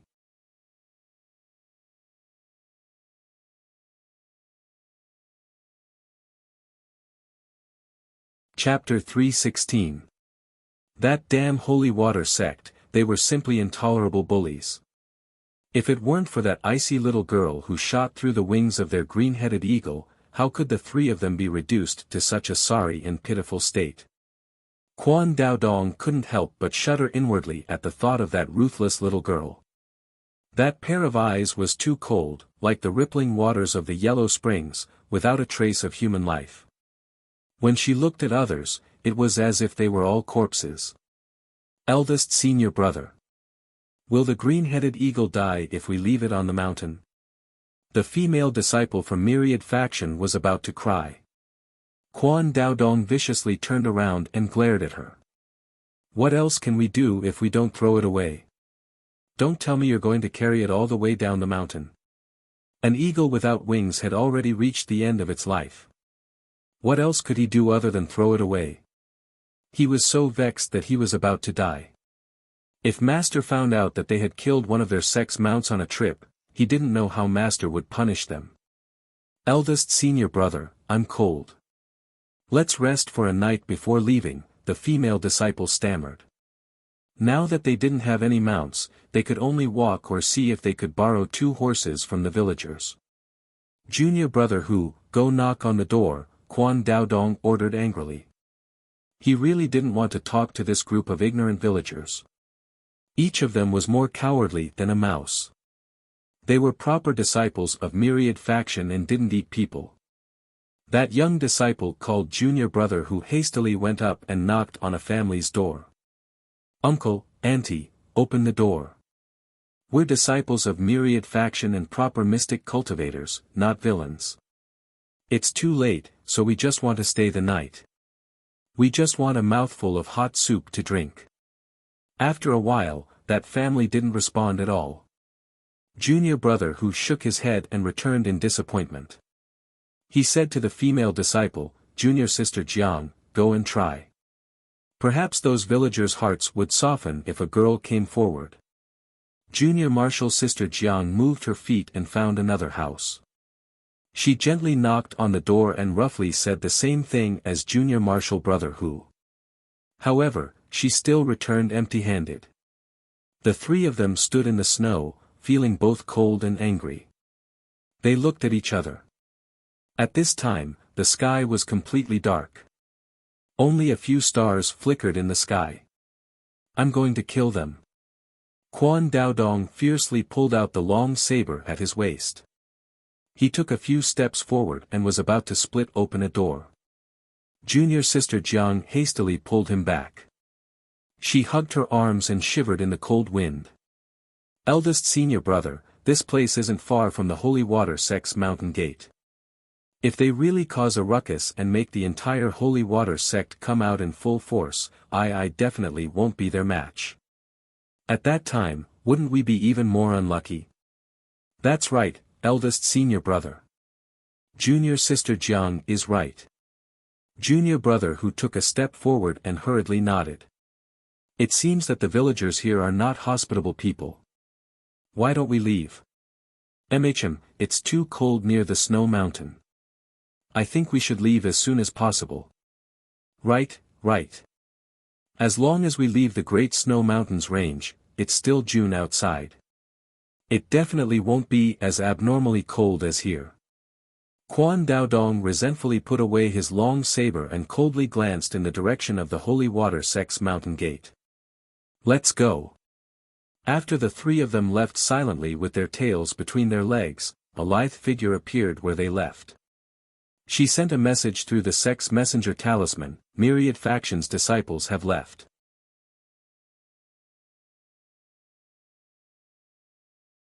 Chapter 317.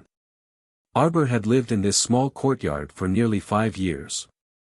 Winter passed and spring came. Spring left and summer arrived.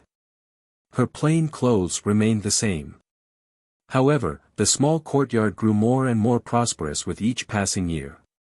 Green vines covered the corners of the walls.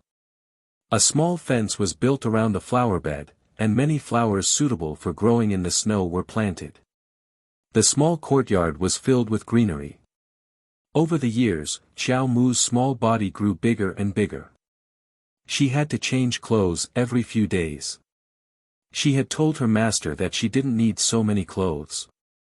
Anyway, she cultivated day and night in the mystical treasured land. She didn't need so many clothes. But it still couldn't stop his master's strong desire to dress up his disciple. So much so that many 8 or 9-year-old clothes were left in the box without being worn. Because many times, she would cultivate in seclusion for 3 to 5 to 7 months. Her clothes had shrunk a lot before she came out of the mystical treasured land. She couldn't wear the clothes that her master had changed in advance. It was late at night in the small courtyard.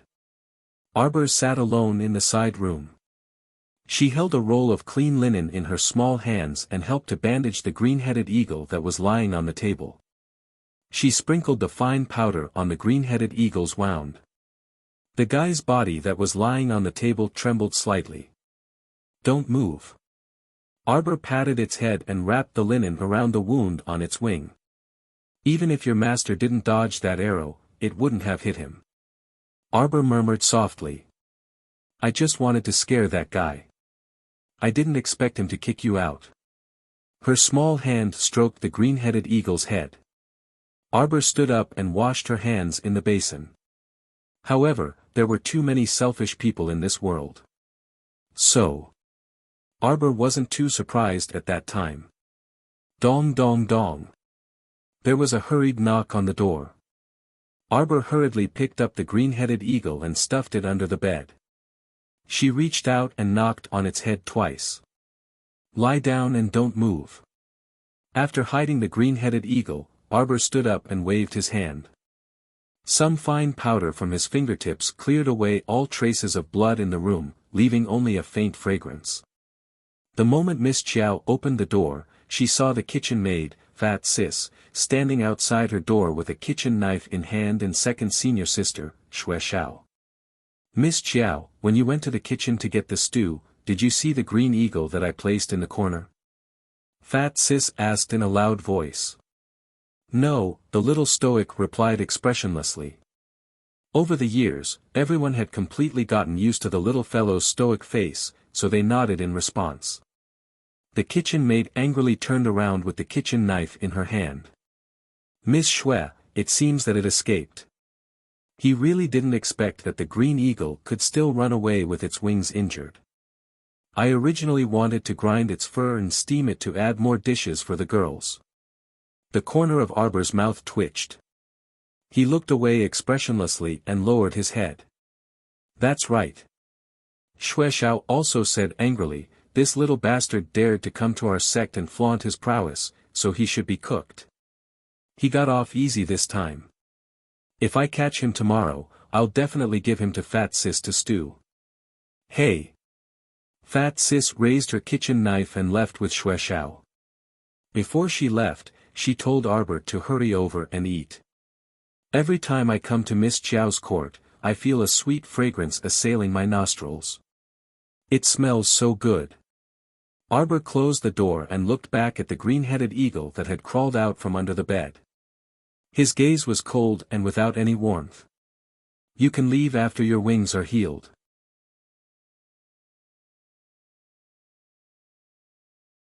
Chapter 318. First Peak's morning and evening meals were all eaten in the Eastern Dining Hall. Including Arbor, Murong Sun currently had 154 disciples under her name. Other than some disciples who were still in closed-door cultivation, everyone else was eating together. Everyone could call out each other's names and were very familiar with each other, so the atmosphere was harmonious. "I heard third senior sister came back. She went out to train for so many years, so she's really amazing," a female disciple said with a smile. "I've only seen senior sister Yi once before. She's the same as little junior sister, a cultivation maniac. She's in closed-door cultivation all year round and can't be seen more than a few times. Master is here, Master is here." Someone hastily called out, and all the whispers stopped as everyone turned to look at the door. Murong Sun walked in with a grin in her purple robes, followed by a woman in yellow who looked to be around 18 or 19 years old. She was Murong Sun's third disciple, Yi Lingmin, who had not returned for many years. "Sit, Lingmin." Murong Sun smiled faintly and led Yi Lingmin to the main table to sit down. Yi Lingmin stood by the table without moving, her gaze coldly landing on the young girl next to her master. That girl sat there without moving, her small hand gently stroking a little chick in her arms. The little chick was lying on its back with a look of enjoyment on its fluffy face. "Third junior sister is back." Su Shanshan stood up and bowed to Murong Sun before turning to nod at Yi Lingmin. Shui Xiao harumphed and pursed her lips disapprovingly. She secretly rolled her eyes at Yi Lingmin before turning around to bow to Murong Sun. "Master, who is this little junior sister?" Yi Lingmin asked, her voice crisp and cold like an icy spring on a tall mountain. "She's here." Xue Xiao was truly amused by her third junior sister's antics. She knew that with third junior sister's proud and arrogant temperament, she would definitely latch onto Jojo without letting go. Murong Sun immediately reached out to stroke the little girl's head with a grin. "This is your little junior sister, Arbor, my last disciple." Yi Lingmin chuckled and looked at Arbor with crossed arms. "I heard on the way here that little junior sister has already advanced to a level 7 mystic cultivator not long after entering the sect 4 years ago. However, after nearly 5 years, you've only advanced by 1 level, right?" When everyone heard this, their expressions changed slightly. These words were not pleasant to hear.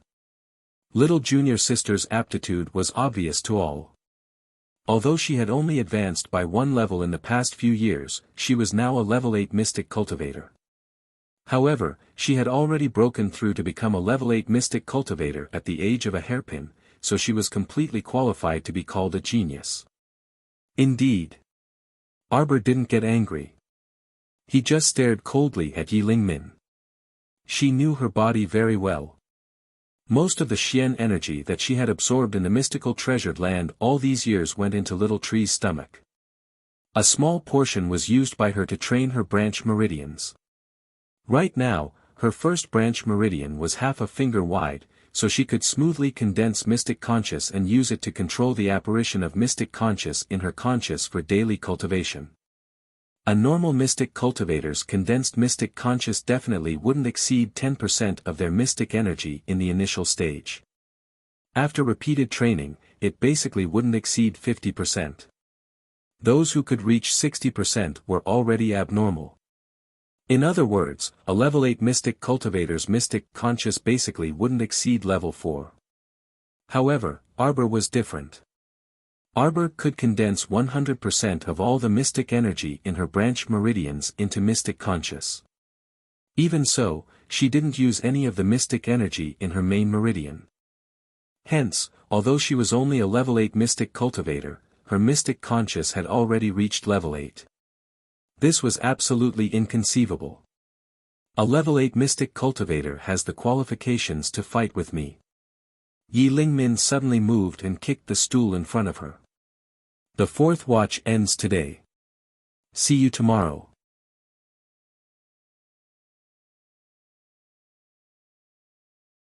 Chapter 319. Yi Lingmin's sudden attack caught everyone off guard. No one expected that Yi Lingmin would suddenly throw a stool at little junior sister for no reason during a meal. Those who understood little junior sister's temperament couldn't help but cover their faces as they watched the stool fly towards little junior sister's head. Although third senior sister was very strong, little junior sister was never someone to be trifled with. Bang!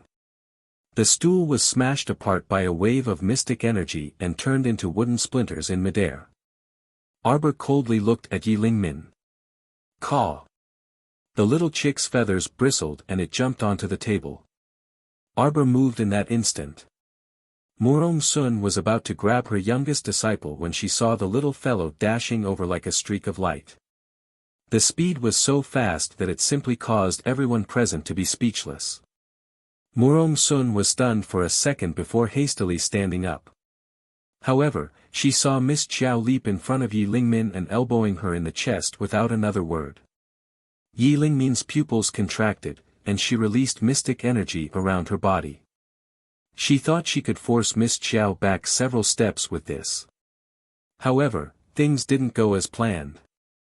Not only was Miss Qiao not repelled by her mystic energy, but she also took a few steps closer and heavily landed her elbow on Yi Lingmin's chest.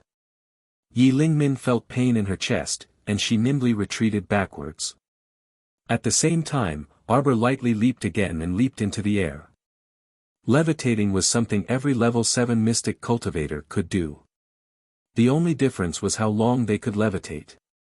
People with solid mystic energy foundations could levitate for a bit longer without a problem, but those without enough mystic energy naturally couldn't support levitating for a long time.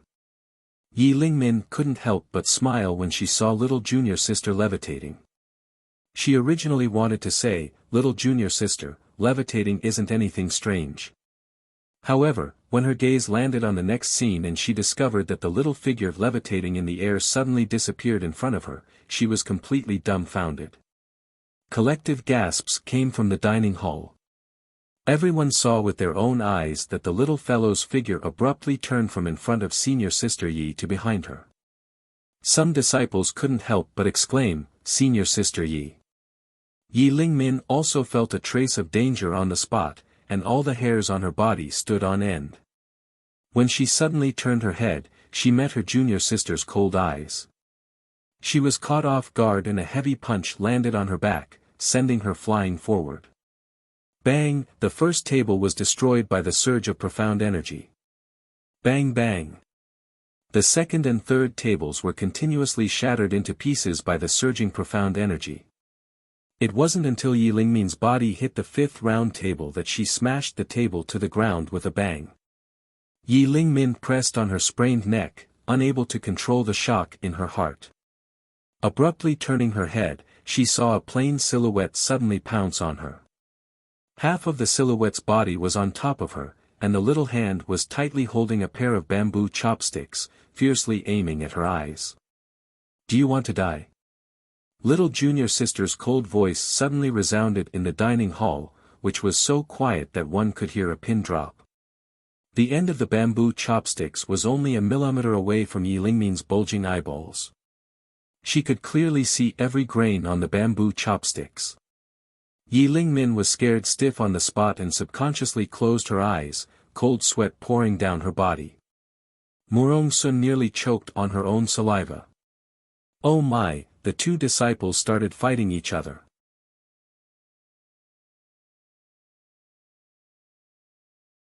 Chapter 320. Xue Xiao stood on the side with a chuckle and crossed her arms. She calmly looked at her proud and arrogant third junior sister.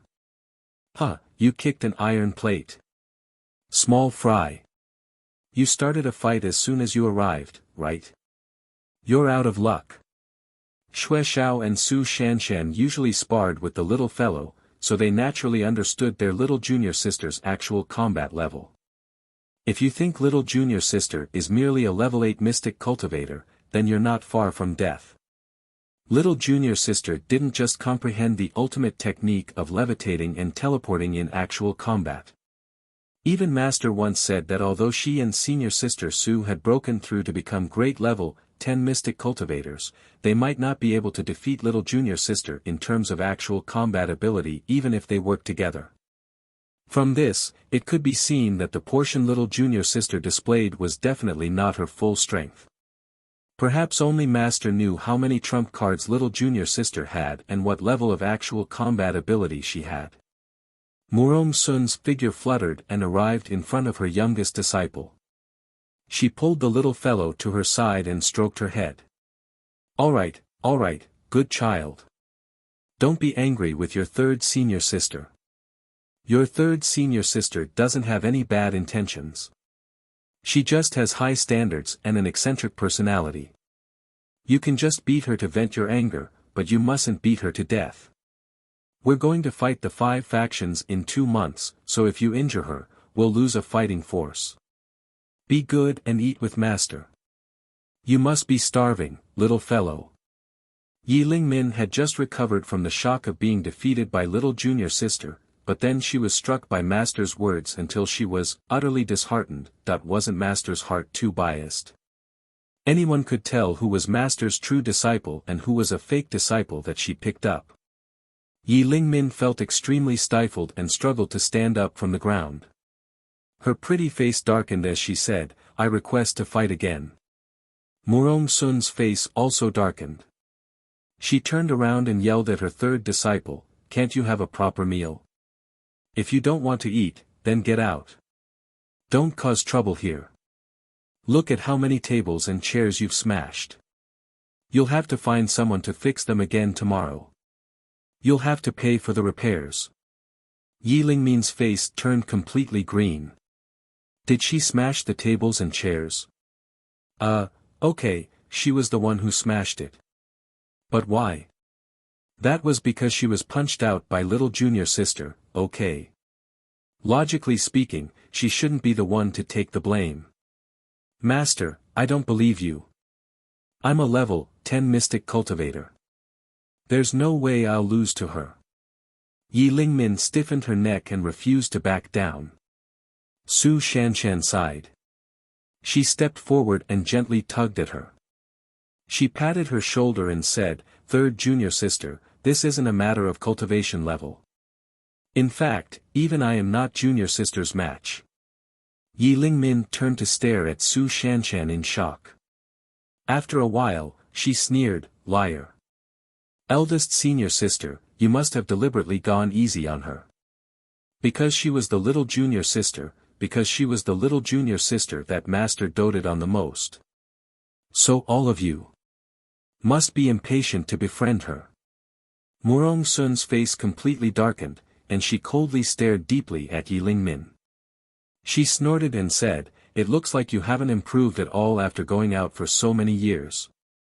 Now, immediately go to Sky Peak's Duantian Cliff and reflect on your past. If you can't figure out why Master wants you to face the wall for 1 day, then you'll stay there for 1 day. If you can't figure it out in 2 days, then you'll stay there for 2 days. If you can't figure it out in 8 to 10 years, then you'll face the wall for 8 to 10 years. Scram!" Yi Lingmin's eyes misted over, and she stared deeply at Murong Sun. She abruptly stomped her feet and ran out of the dining room.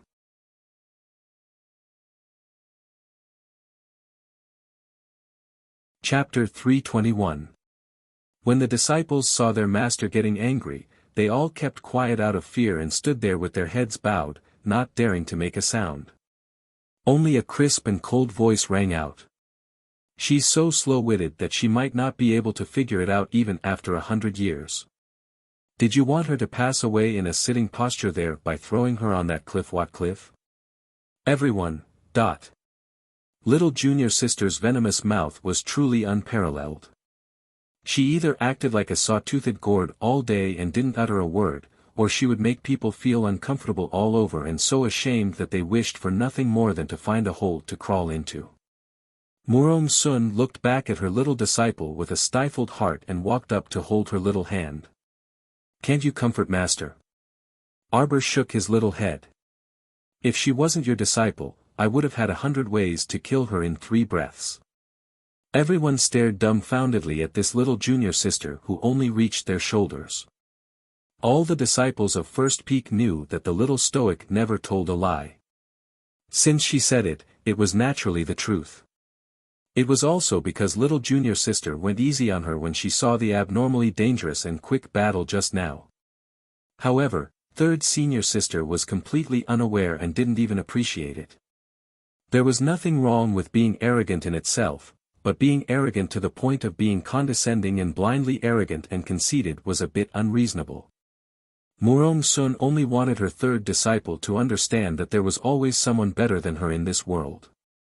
Murong Sun was a bit disappointed that her temper still couldn't be properly ground down after having people accompany her for so many years. Among her 4 personal disciples, her eldest disciple, Su Shanshan, had a cold and apathetic personality. Her talent and strength were decent, but she could stick to her nature and treat people very mildly. She wouldn't be overly arrogant and conceited. Her second disciple, Xue Xiao, had a bit of a reckless and impulsive personality.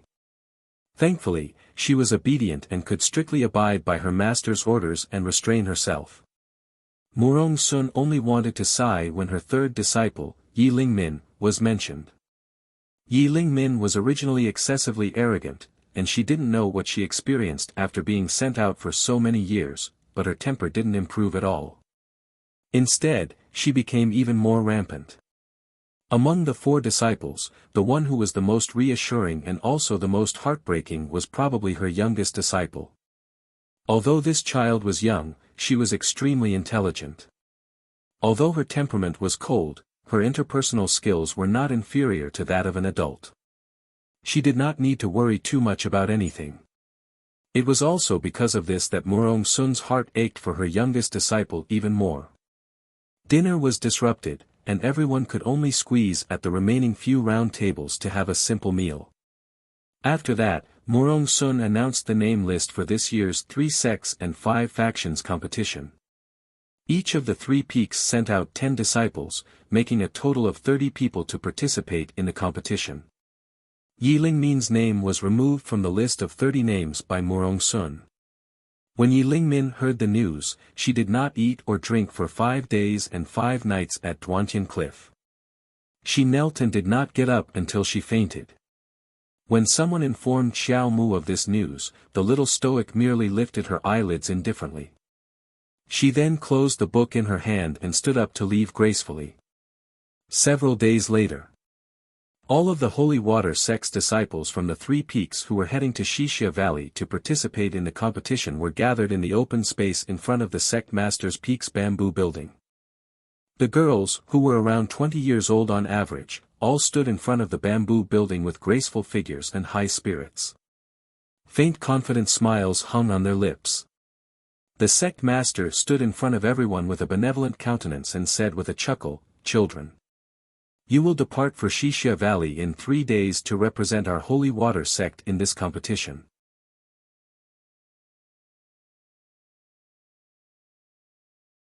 Chapter 322. Before this sect master will allow you all to head to the lowest level of the mystical treasured land.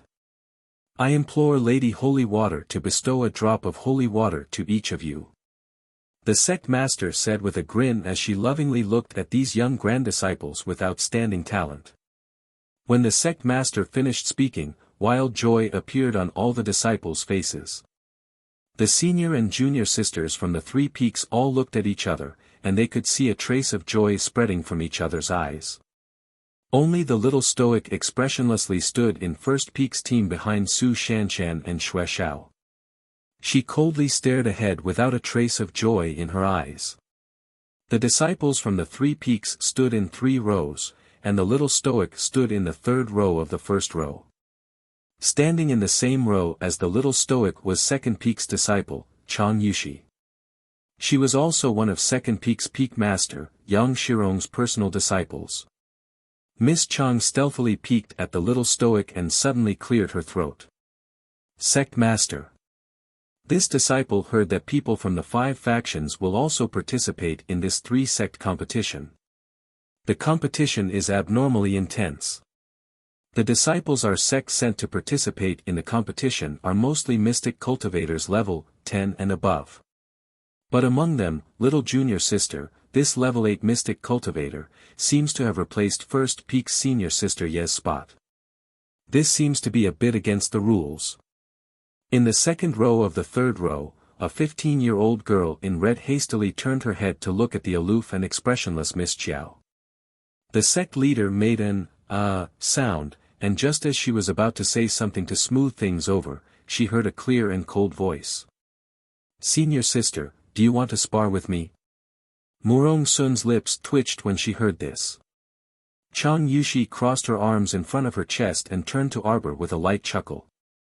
Could it be that little junior sister can voluntarily withdraw from the team this time if she loses? What if senior sister loses?